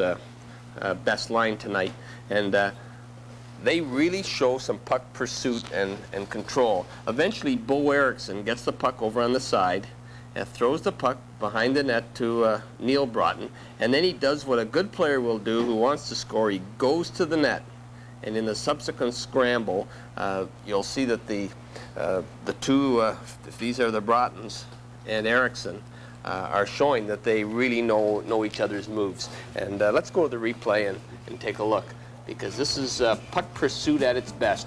They just keep working and working. In fact, the Germans are very passive on this particular. It almost looks like they're killing a penalty. They're not going at the men at all. You'd almost think they were killing a penalty. Let's slow it down right here. Watch Erickson go to the net. That's the key. Nobody covers him. He gets his shot away. And now in the subsequent scramble, the Germans just don't take a man at all. And finally, Broughton puts it away. Friesen perhaps went down a little too early, but it was great puck pursuit. And you know, that line was already tired, and Bob Johnson, knowing they were hot, left them out. Then he rested them 1 shift, put them right back out again, and then put them out for the last shift of the period. So he knows that that's a big line. And you know, the one thing about the U.S. team, Trache's line one night is the best. We've seen games where Lawton's line was the best, and now tonight it's Broughton's. They've got 3 very good lines going. Do you tell them to keep going and build up, keep the momentum building so that you're hot going into Thursday's game? Oh, I think for sure, and but Johnson will do that. If he sees one line is up, then they know they're going to get extra ice time, and with those 3 lines playing the way they are, the USA are a force to be reckoned with. Okay, Roger, thanks very much. We'll have third period action right after this.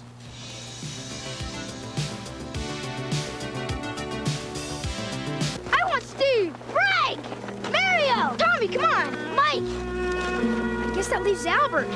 Hey, he's your kid, brother. You take him. Come on, Albert. At Canadian Tire, we carry the best names in hockey. Bauer, Cooper, CCM. But we're just the beginning. How far you go depends on you. Boy, I sure wish we had a guy like Albert. Yeah.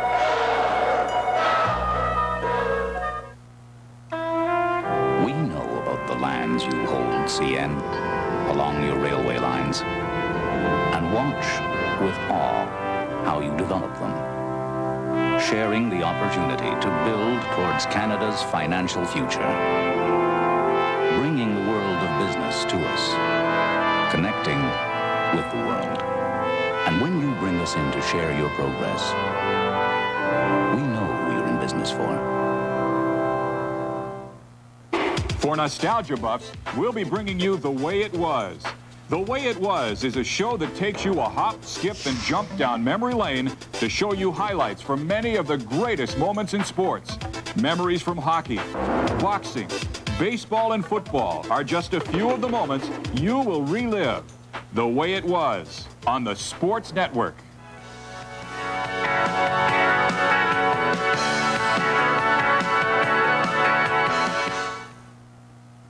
Johnson made it 3-2 at 2:51 of the second period, and then Neil Broughton scored at 13:31. Johnson's goal was a power play goal. Shots on goal in that period, the United States 19, Germany 5. So you can see that after that first period, the United States realized they were going to have to do some shooting, and it could have been much higher except for the outstanding goaltending of Carl Friesen in goal.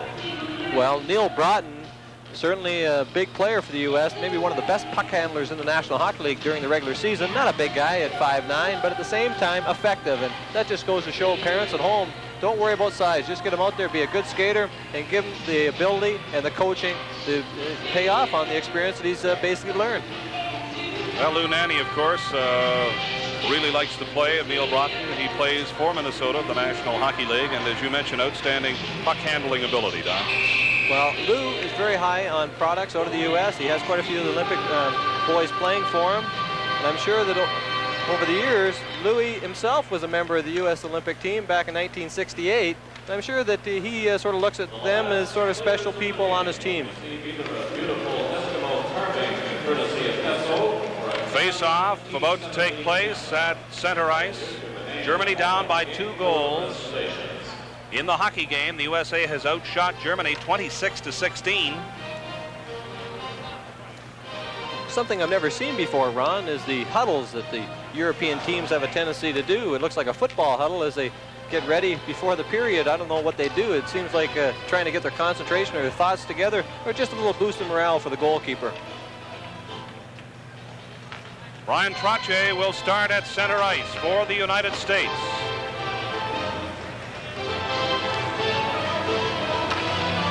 Mark Johnson on the left side and Joey Mullen on the right side.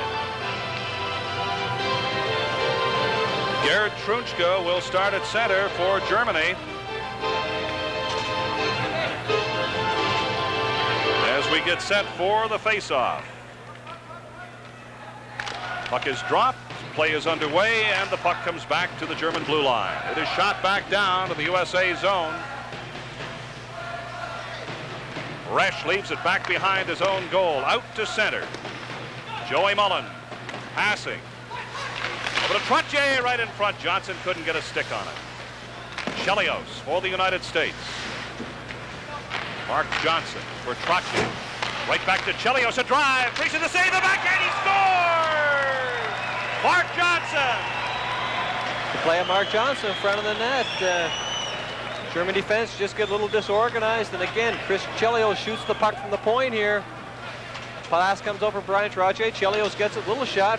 Friesen makes the first save, goes down, and Mark Johnson just left all alone, and the German center is standing there. I just don't know why he takes him. Maybe it's just the inexperience, and another goal by Carl Friesen. It certainly hasn't been his fault. Number 12, Mark Johnson.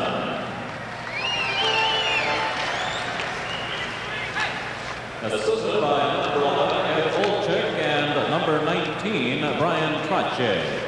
A power play goal, the time 28 seconds. Johnson is second. 28 seconds is the time of the goal by Mark Johnson, and now it is 5-2 United States. Puck comes bouncing along the boards in USA territory. Out over the line, out to center. Carrying the puck is Neil Broughton. Neil Broughton leaves it for Brian Erickson. Shot it back behind Carl Friesen. Off the boards for Aaron Broughton. Brian Erickson in front. Oh, point blank range. Good save on Aaron Broughton. How many of those tonight has Friesen made? Germany on the move, coming out to center ice. A pass deflected. It is recovered there by Hübner. Hübner was knocked down at the blue line. And the score in the third period is 5-2 United States.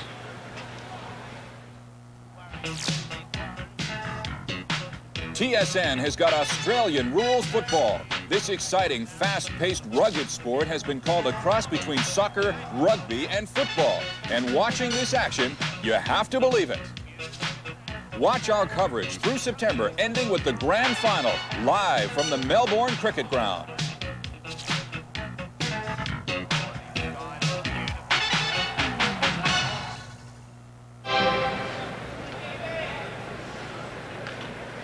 Ernst Hufner of the German team carrying the puck here. Comes over the blue line. Brian Erickson just gets a little out of position, gets a stick up. Ernst Hufner goes down. Penalty on the play. German gets a power play. 1:36 the time of the penalty to Brian Erickson. USA a man short. Here's a shot. Friesen had to be quick on that. Shot by Rob Carpenter. Germany has the man advantage. Coming down is Ernst Hufner up and over the line. A shot just went wide. Helmut Steiger let it go. Steiger into the corner to the right of Resch. Back to Rial. Over on the right point. Firing it into Reindl. Reindl couldn't get a shot away. Now Reindl takes it. Gets it back to the point again. Here was a shot. That was blocked in front, and it shot all the way back down to German territory. The U.S. team is really forcing the German defense at the blue line. Fortunately, the U.S. team is able to get it out. There's a minute 13 remaining in the penalty to Erickson. Germany on the move. Coming out. Prunchka stopped at the line. A bouncing puck. Back it comes again at the blue line. Chelios fires it down the right side. It slides back behind goaltender Friesen. Going along the boards into the corner. Marcus Kuhl. Carrying it up to center ice now. This is Prunchka. Prunchka in over the line. Dropped it back to Meitinger. Back into the corner. Back to the blue line for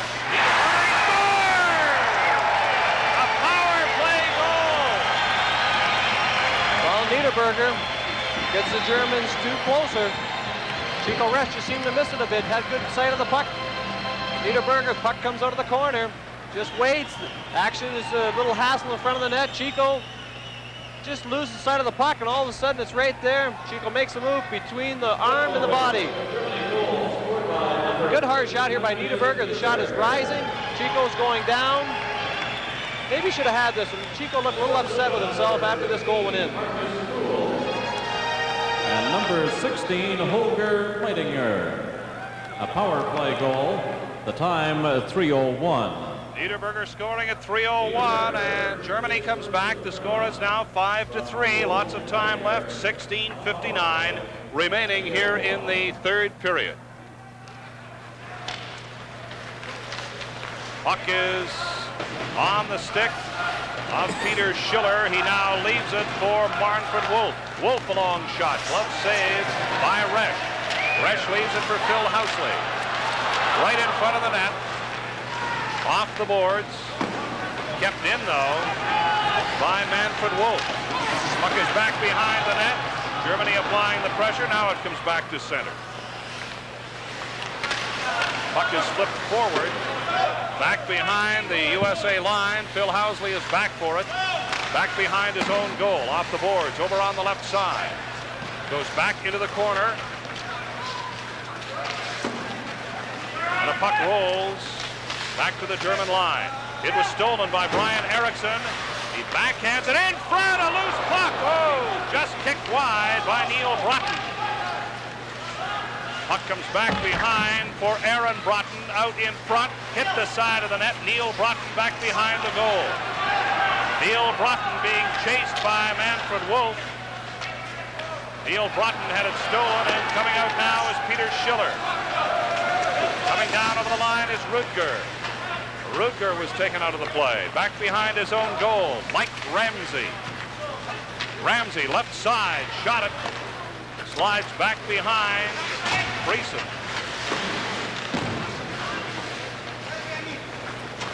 Now Germany on the move. This is Hufner. Hufner fires it down to the left. Here's a quick shot. That was just off the pad of Glenn Resch. Backboard is Gordy Roberts. Roberts right in front of his own goal. Managed to get away with it. This is Dave Christian lobbing it high to center ice. A long shot right on.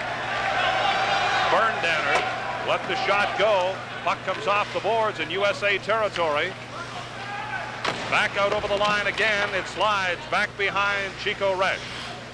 Taken there by Chelios. Chris Chelios was spun around. Back behind Resch. They fight for it. Players fall to the ice and the puck is held to force a face-off. And so the score here in the third period. United States 5, Germany 3.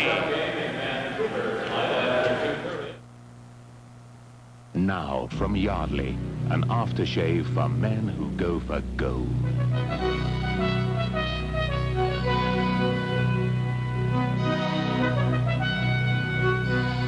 It's very cool, very fresh, with a masculine fragrance that's very British and typically Yardley.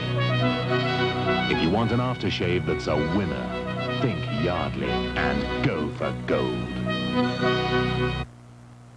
United States 5, Germany 3. We're in the third period with 14:43 remaining. Face-off in U.S. territory. Mark Johnson drives it around to the boards. Here's a pass up through the center ice area for Trottier. Lobbed high back into the corner. Coming along the boards, trying to work his way out is Gerd Trunschka. Trunschka lost it. Tommy Hirsch couldn't handle it. And it comes back into the corner once again. Out to the center ice area. Knocked forward. Mark Johnson ran into his man. And Trunschka takes it. Trunschka, bouncing puck, comes all the way back down to the USA zone. Chico Resch left it for Rod Langway. Now Langway coming out. Langway picks his way to center ice. Passes over on the left side. Aaron Broughton taken out of the play heavily into the boards. Was spun around. Back behind for Neil Broughton. Out in front. A quick shot high over the head of goaltender Friesen. Here's another shot. That hit a leg. Brian Erickson, a quick shot in front. Friesen down and covers up on the play. The whistle had not gone. The aggressiveness of the German defense certainly showing. Trying to protect Carl Friesen from all the traffic in front. And maybe the referee just let that whistle go a little bit too long in front. 13:28 remaining. Mark Johnson, the son of Bob Johnson of the Calgary Flames, and Mark plays with the Hartford Whalers during the regular season National Hockey League. He's also the captain of that team, and Mark was also with Badger Bob at the University of Wisconsin, where his father was a coach there for a couple years. Good hockey player. 13:28, that's the time remaining here in the third period of this game between Germany and the United States. Puck in the corner to the left of Friesen, hit the side of the net, and Friesen had to be quick to grab that one.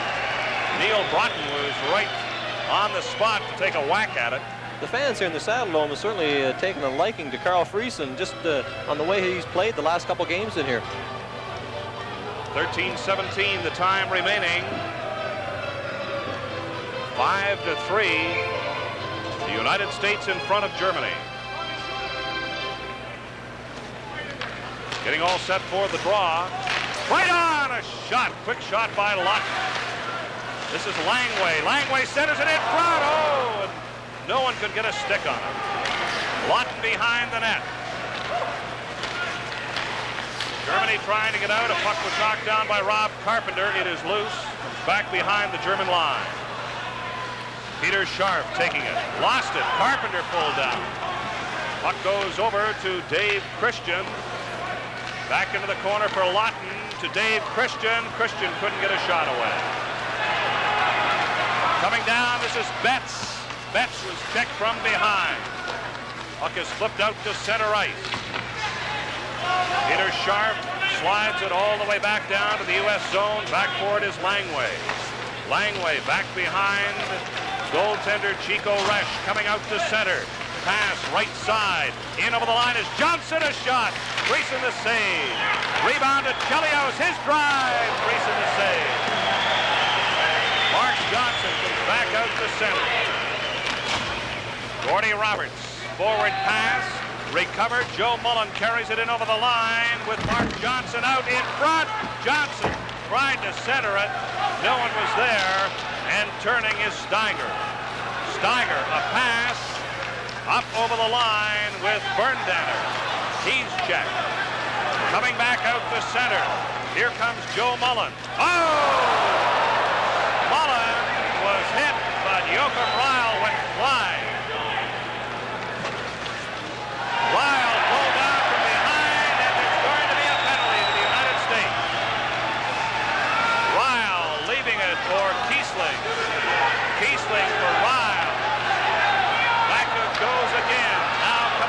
Kupner. Kupner back behind his own blue line, starts out. Here's Kupner, simply shoots it, and we will have that penalty call.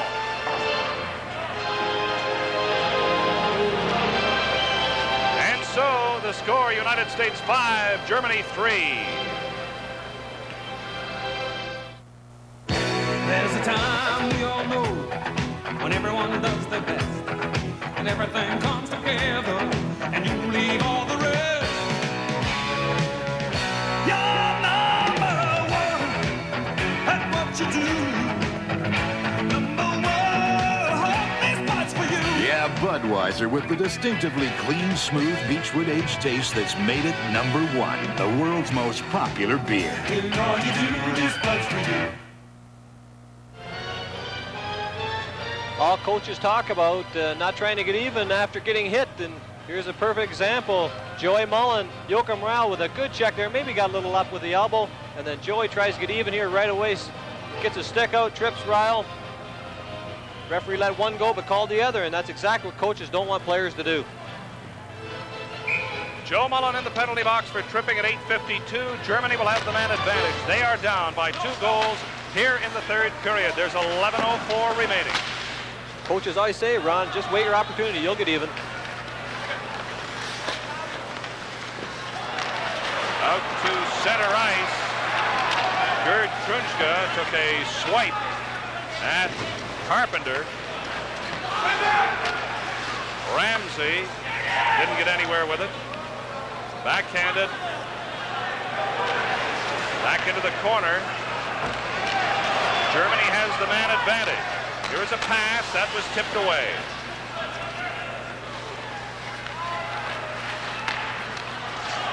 Coming down in over the line, Krunschka comes over the line with Kuhl. Back into the corner, back behind the net. Off the boards.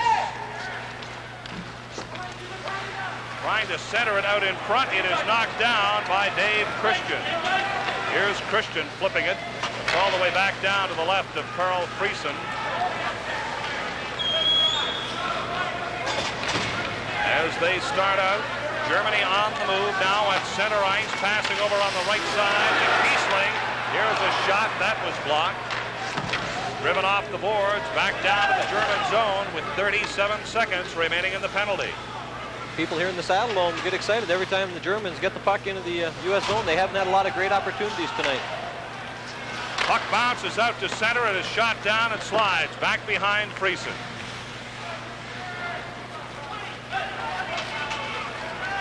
Out to the center ice area, picking up speed. Coming down, in over the line, a drive, high over the head of Resch. It bounces in, bravo! Resch down, covering up on the play. Back to center ice. Medicus fires it back down to the U.S. zone, to the right of Chico Resch, along the boards. Loose puck bounces out to center. Penalty is up, in over the line. Here's Neil Broughton right in front.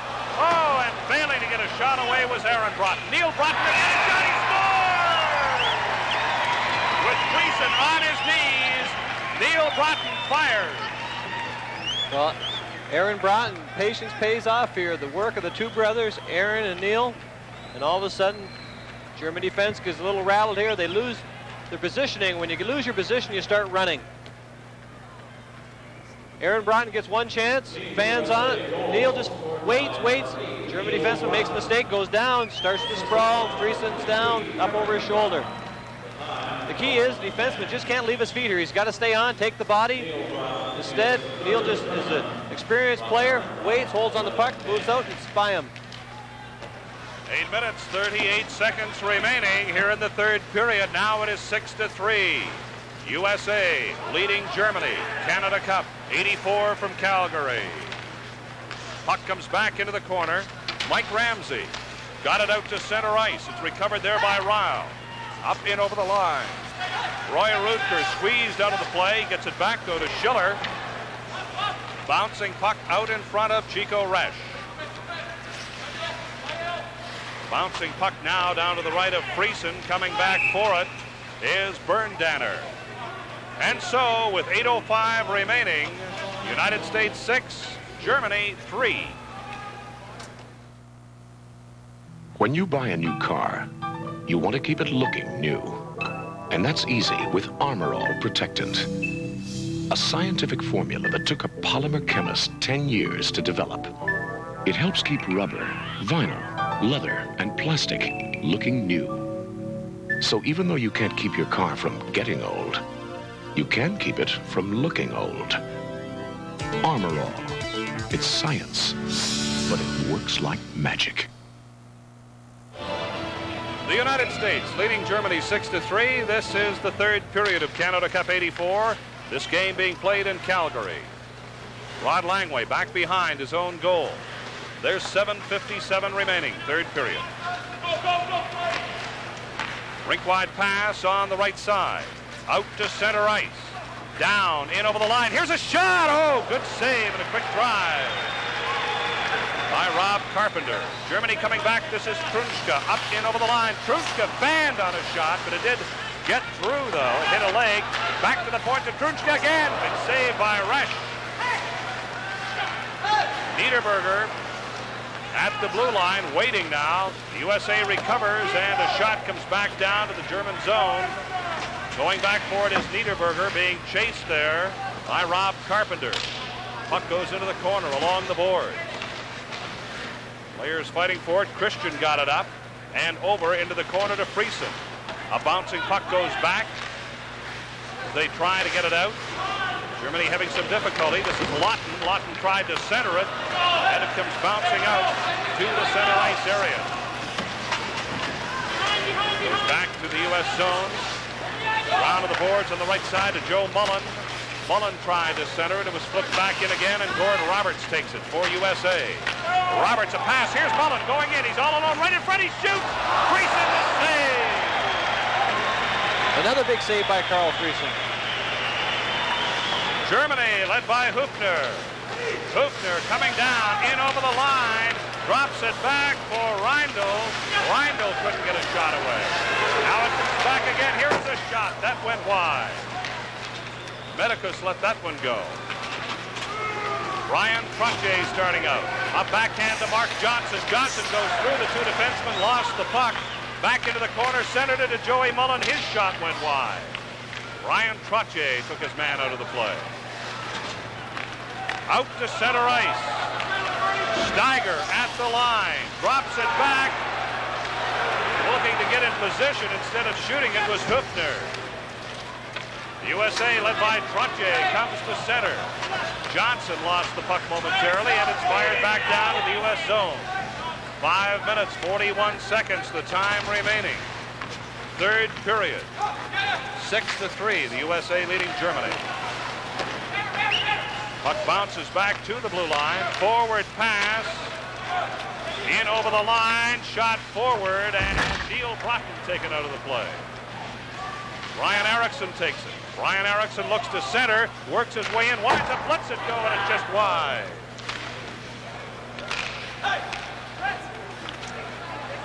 Coming out now is Reindl.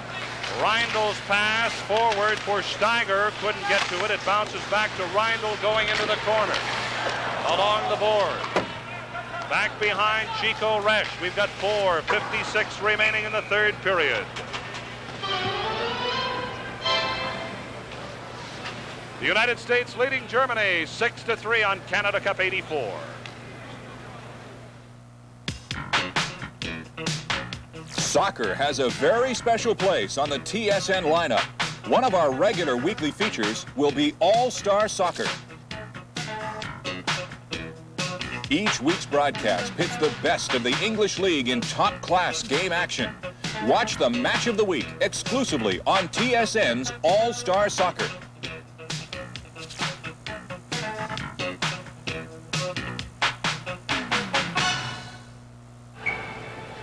Ron Hewitt and Don Edwards were in Calgary at the Olympic Saddledome, where the score is 6-3. The United States leading. We're in the third period, and there is 4 minutes and 50 seconds remaining. Rod Langway for the U.S. Long pass left side up to Dave Christian. Christian's pass was intercepted by Rudger. Rutger tried a forward pass for Michael Betts, failed to get to it. Now it's over to Lawton. Lawton was skated off the puck. It's back down into the corner where it's taken by Berndanner. Berndanner along the boards. Back into the corner to the right side. And Langway takes it back to center. Langway forward pass. It is backhanded in over the line by Lawton. Joachim Ryle off the boards, but not out. Kept in by Christian, right out in front. There it is, trapped by Germany. And Rod Betts takes down the left side. Betts in over the line, goes back into the corner, taken out of the play by Chris Chelios. Chelios with the puck, got it over to Dave Christian. Ron, it almost seems as this game wears on that the German team is tiring.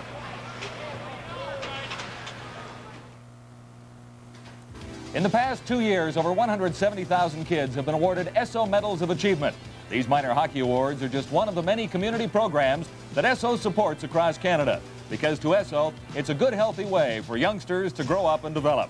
And tonight, Esso is also pleased to provide the Player of the Game Award. Play is underway. The puck in German territory. Racing back forward is Joe Mullen. Mullen squeezed along the boards. Germany on the move now. A pass over on the right side. It was too far for Trunchka.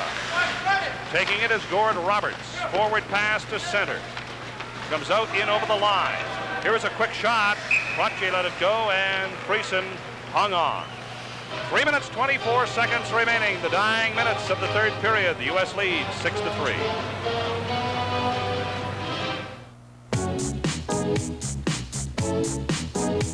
You're a whole new generation. You're loving what they do. I put a Pepsi in the motion, and that choice is up to you. Hey, you're the Pepsi generation. 'Cause I'm down and taste the thrill of today, and feel the Pepsi way. You're a whole new generation.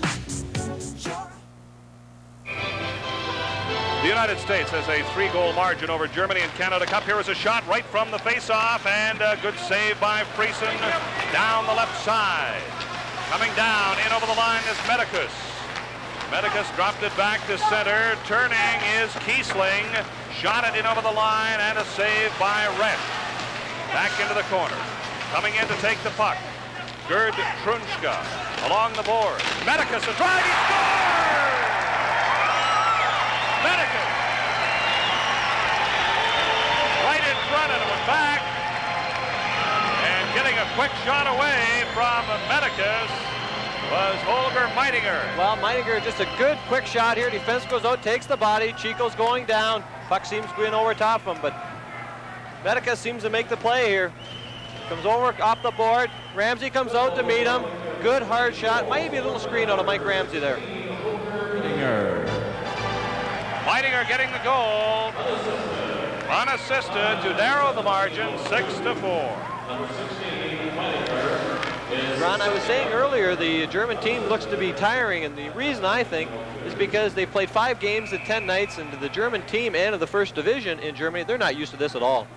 Mentioned that at the start of the game. We were talking to Manfred Wolf, and he said on an average they just might play 2 games a week, but not every week. Well, they don't even practice every day. A lot of them hold down jobs. A lot of them are accountants and clergymen and have other professions in Germany.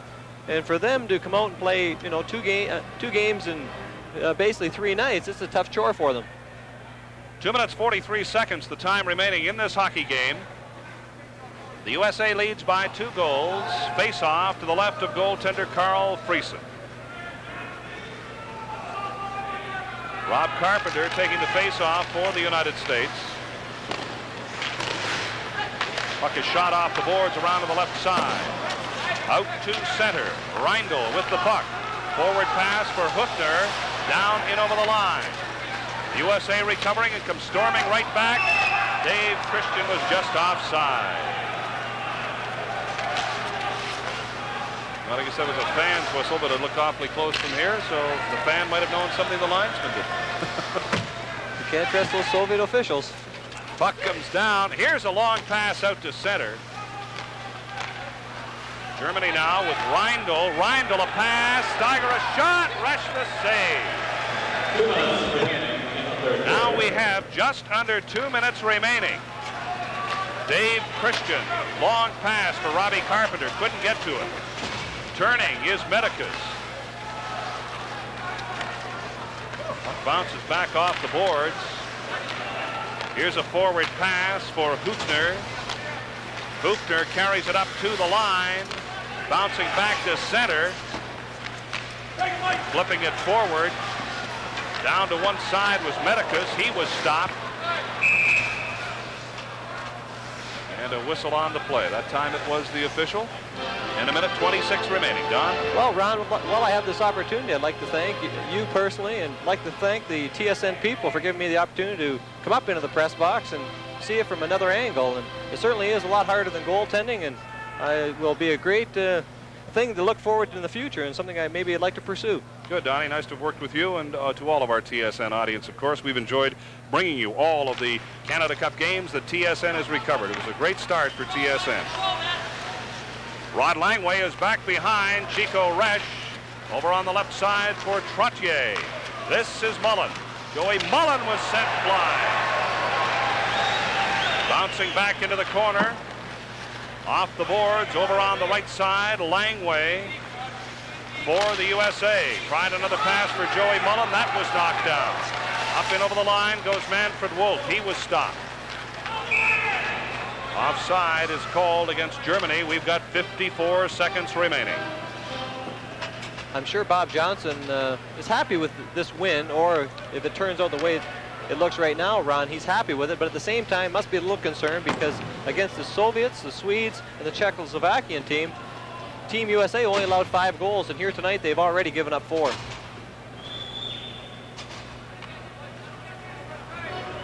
Face-off to take place outside of the USA line.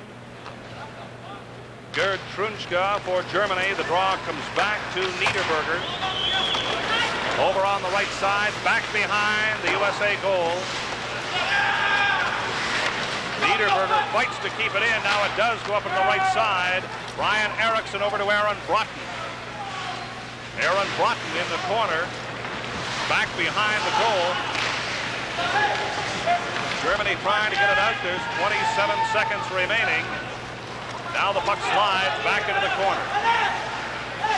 Leidinger forward. USA fighting to keep it in. They want one more. This is Aaron Broughton. Broughton trying to center it out in front. He does a shot. Just went wide. Puck comes back behind the goal again. This is Aaron Broughton trying to work his way out in front. The puck stops on top of the net where it's held with only 3 seconds remaining. The U.S. team are still wanting goals. Almost tonight at times it seemed like the Soviets. When they get 1, they want 2. When they get 2, they want 3. And Carl Friesen has had no let-up tonight. Constant pressure. Veteran linesman Leon Stickel will drop the puck for a face-off that will go to the left of Carl Friesen.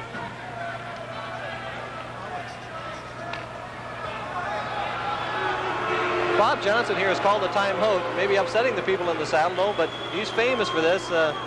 Maybe seems like a funny time, but to him it's important because later in the tournament he might get this opportunity, or may not get this opportunity, and he wants his team to be prepared. Sometimes the last 3 seconds of the game are the most important. Well, the crowd not too happy with this with 3 seconds remaining, and the USA with a 2-goal margin. I think one of the things Bob is concerned about is maybe goals for mean something in the final standings, Ron. Another goal might put them 1 position higher, maybe get that home ice advantage, what you may call, or a little different team in the playoff round. Well, Donnie, when we're waiting for that, of course, we'd like to wish you good luck with the Calgary Flames this year. You did such an outstanding job in that series against the Edmonton Oilers last year. Let's see if we can do it again. Well, it was certainly a lot of fun. I know the people here in Calgary are very, very excited to get on with the year, and I know our players with the Calgary Flames have worked very, very hard for the start of training camp. Face-off will go to the left of Friesen. Goaltender out. Glenn Resch out of the goal. Trying to get 1 more. They have the extra attacker. They're in front by 2. And now Leon Stickle complaining about the positioning of the players. Waits, he's moving back in. There's only 3 seconds remaining. They're trying to get this extra goal. Puck is dropped. It goes back into the corner and is backhanded not out. Here's the shot. They score. But I believe the horn had gone no goal. Carradine, the referee, just waited a second. And so the final score in Calgary, USA 6, Germany 4.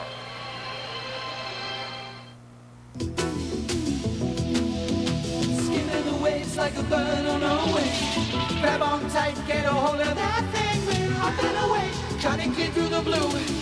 Keeping friends close, making the most of those blue sky days. And blue smiles along with you. The taste keeps coming on through. That's blue smiles along with you. It's been a tough season in the American League with the Blue Jays chasing those runaway Tigers.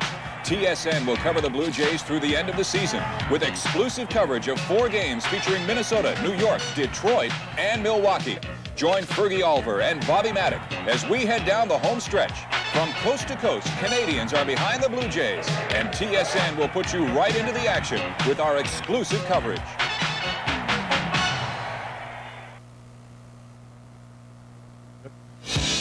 Back. And if you were wondering what that shadow was across in front of the camera, that was Roger Nielsen. He just watched the end of the hockey game and has joined us along with Bruce Hood, former NHL referee.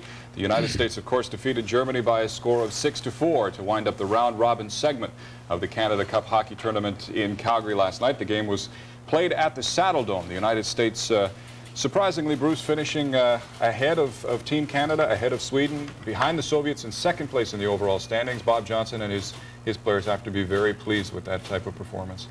Oh, I think so. Last Canada Cup, they finished 4th. The only 2 teams they finished ahead of were Sweden and Finland, which between them only had 1 victory. So they had to get in. They backed into it more or less and bowed out very quickly. So this year it's going to be very interesting to see how they do. They're going to be up and ready. They had approximately 10, maybe 11 proven NHL caliber players on their team last time. This year they claim to have 15 or 16, and with that they're going to be a tough competitor. Roger, when you look at the United States, you realize that a number of years ago in the last Canada Cup, for instance, they played Canada or the Soviets or whoever, even Sweden. They really didn't stand much of a chance because they just didn't have the caliber of player. All of a sudden, they have to be considered as maybe a dark horse in this tournament. Yeah, I don't think it's any fluke. I mean, they've got players like Lawton and Carpenter and Olchuk all on one line that look as good as most lines out there. So they've developed a lot of good players lately, and I think the USA always, from now on, is going to be a world power in hockey. What is it? Is it their college program that they have that's making them so successful? You probably have to go farther back than that to their high school program, and in some areas, particularly now in the Massachusetts area, and for years it's been that way in the Minnesota area, although lately I understand the Boston area has come on, but they've had a good high school program. And then they go into the college program where they get 3 or 4 more years, and it's working well for them. What about coaching again? Bob Johnson has done a tremendous job. One of the complaints of Team Canada was that the fact that they'd only been together for 6 weeks and it didn't give the players a chance to meld together and get the feeling for each other and get that cohesiveness that you need to make a team. But the Americans started training camp exactly the same day that the Canadians did. I think Bob Johnson's done a good job of putting his lines together. He knew that the 2 Broughton's would work well with Eriksson, and he was able to get the rookie line, and he stayed right with them. He didn't bother switching them around, and they've pretty well stayed clear of injuries, and things have worked well for him. What about Germany, Bruce? They weren't expected to do well in this tournament, and it's turned out that they have done better than expected, and really they have nothing to be embarrassed about. They sure haven't. With 3 seconds to go, we saw the defenseman standing there talking to the goaltender and saying, hey, we've only got 3 seconds to go, we're going to have a beer and relax and go home happy. I think they will go home very proud of what they've accomplished here. There was an interesting point that you brought up during the 3rd period about the similarity of the European style of hockey the European style or to the world style of soccer. Where do you draw those the comparisons? Well, the difference in North America, our players go to play the body first, and hopefully that will cough up the puck, and the trailer will come in and get the puck. But if you watch soccer, they are always playing the ball, and if you watch like in the Russians last night, they were always going after the puck.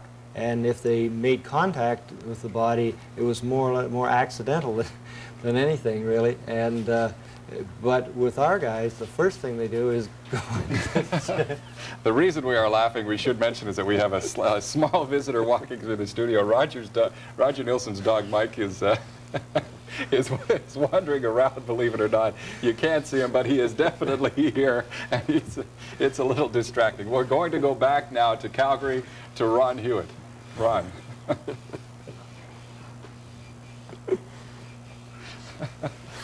Leading with 2 goals was Mark Johnson of Team USA. Mark is with me right now. Mark, first of all, congratulations, 2-goal performance, and I think you'll agree, though, Carl Friesen was outstanding in the German net. Thanks very much, Ron. He certainly was. He made some excellent saves, although we didn't play that good of a first period, but you have to give Germany credit. They came out and they played an excellent first period and had 10 or 11 shots on net to our 4 or 5, so we went in the locker room after the first period and realized that we didn't work the first 20 minutes, and we have to bear down, and we went out the last 40 minutes and were able to put some pressure on and get some shots, and fortunately enough, we got a few past them. Tell me now about playing with Brian Trottier. Oh, it's certainly a pleasure. Brian is probably considered the best two-way hockey player in the National Hockey League, and it's certainly a treat for me to play with him. Although it took some used to getting as far as me moving from center to the left side, but playing with Brian, he's a great two-way hockey player. He forechecks, he backchecks, he moves the puck extremely well, and I know Joey Mullen on our right side certainly enjoys playing with him also. Tell me about Mark Johnson and his attitude playing in Canada Cup '84. You've certainly had world-class experience, Mark, but it still must be a great thrill for you to play for the USA. Well, Ron, it certainly is this year because of the fact that we've put together a very solid hockey club. Tom Barrasso is very strong in the nets, although he didn't play tonight. He'll probably be playing Wednesday or Thursday, depending on who we play. Rod Langley has emerged as the finest defenseman in our league, and with Brian Trottier coming over to the United States, we've put together a very solid hockey game, and personally it's enjoyable to play because now we know we're certainly a contender, and we've had an enjoyable 6 weeks together, and it's just it's disappointing that the tournament couldn't go on for another couple months because the 20 players that we have assembled are certainly great players, they're great leaders, and they're certainly a treat to play with. Well, Mark, you haven't got bad coaching either. No, he doesn't do a bad job. Is there a little extra pressure on you, Mark? Do you really feel something like that? I wouldn't say so. He treats me as any of the other players, and if I make a mistake, I certainly know it's I've got a chance to be benched or whatever. I'm going to be yelled at equally as any other player is, and he treats me that way. And I think from day one of training camp, he emphasizes that, and he puts no pressure on me. I think the only pressure I'm going to get is the pressure I put on myself. I hadn't scored in our first 4 games, and that's my job, is to try to put the puck in that. Unfortunately, tonight I got a couple bounces and was able to put the puck in, but I don't feel any pressure, really. All right, Mark, congratulations. Good luck on the upcoming NHL season, of course, for the remainder of Canada Cup '84. Thank you, Ron. Mark Johnson, my guest. The final score again from the Saddle Dome, it was the USA 6, Germany 4. We're back, of course, with Bruce Hood to my right, Roger Nilsson to my left. It would be interesting to know if Mark Johnson maybe takes a little more aggravation from his father than a normal player would, because they are father and son, and maybe Bob wants everybody to know that he doesn't give him any favorable treatment. I think that's a natural conclusion. I think in any situation like that, same token, he said he's not under any more pressure than the others, but he's also got to kind of toe the line to set a good standard too, so it goes hand in hand. Certainly his play with the Hartford Whalers indicates that he is not shy of taking the responsibility as well. Let's look forward to the playoffs. Tomorrow night, United States and Sweden play. The States, again, strong defensively. Sweden, the type of offensive power, and a surprise because they have made the playoffs. Roger, what are your predictions in that one? I think the Swedes will really be fired up.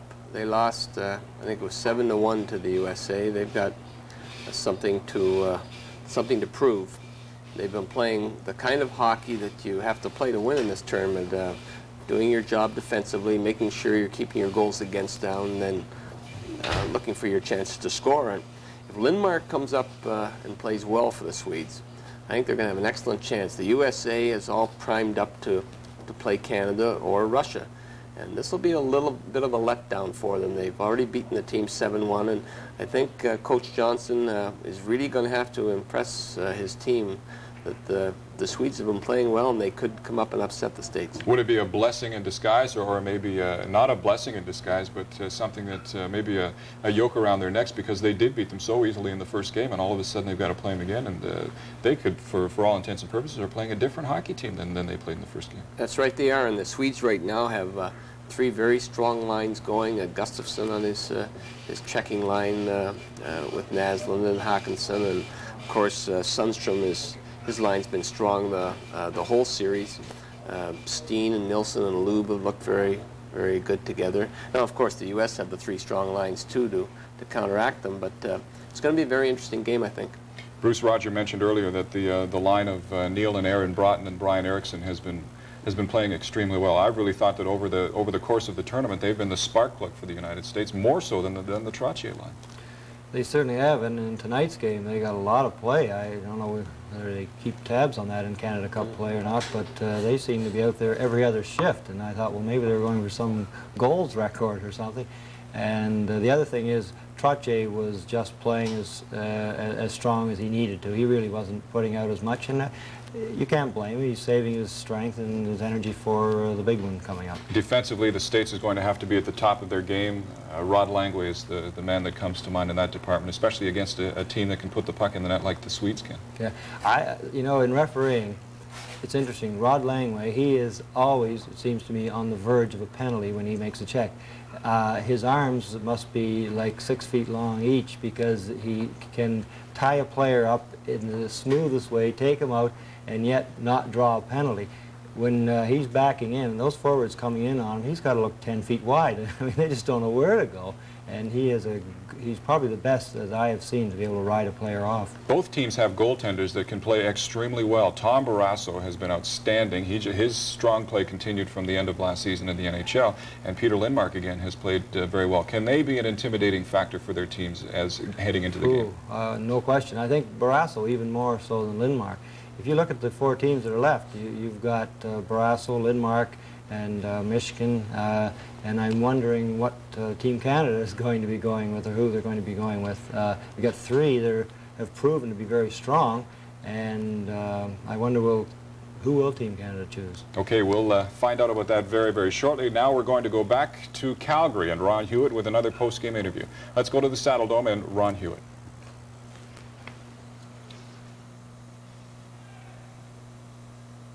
6-4 the final score. The United States beating Germany in Calgary. And Don, I'd like to talk about this game briefly from a goaltending point of view. We have, of course, covered the Carl Friesen situation, but the pressure was on Glenn Resch, too. He came in after such outstanding goaltending with Tom Barrasso, and the pressure was on Chico, and he let that early goal in, and really you felt it after that. Well, Ron, I think the restness of Chico showed early, but as the game wore on, Chico made some big saves, and sometimes a letdown.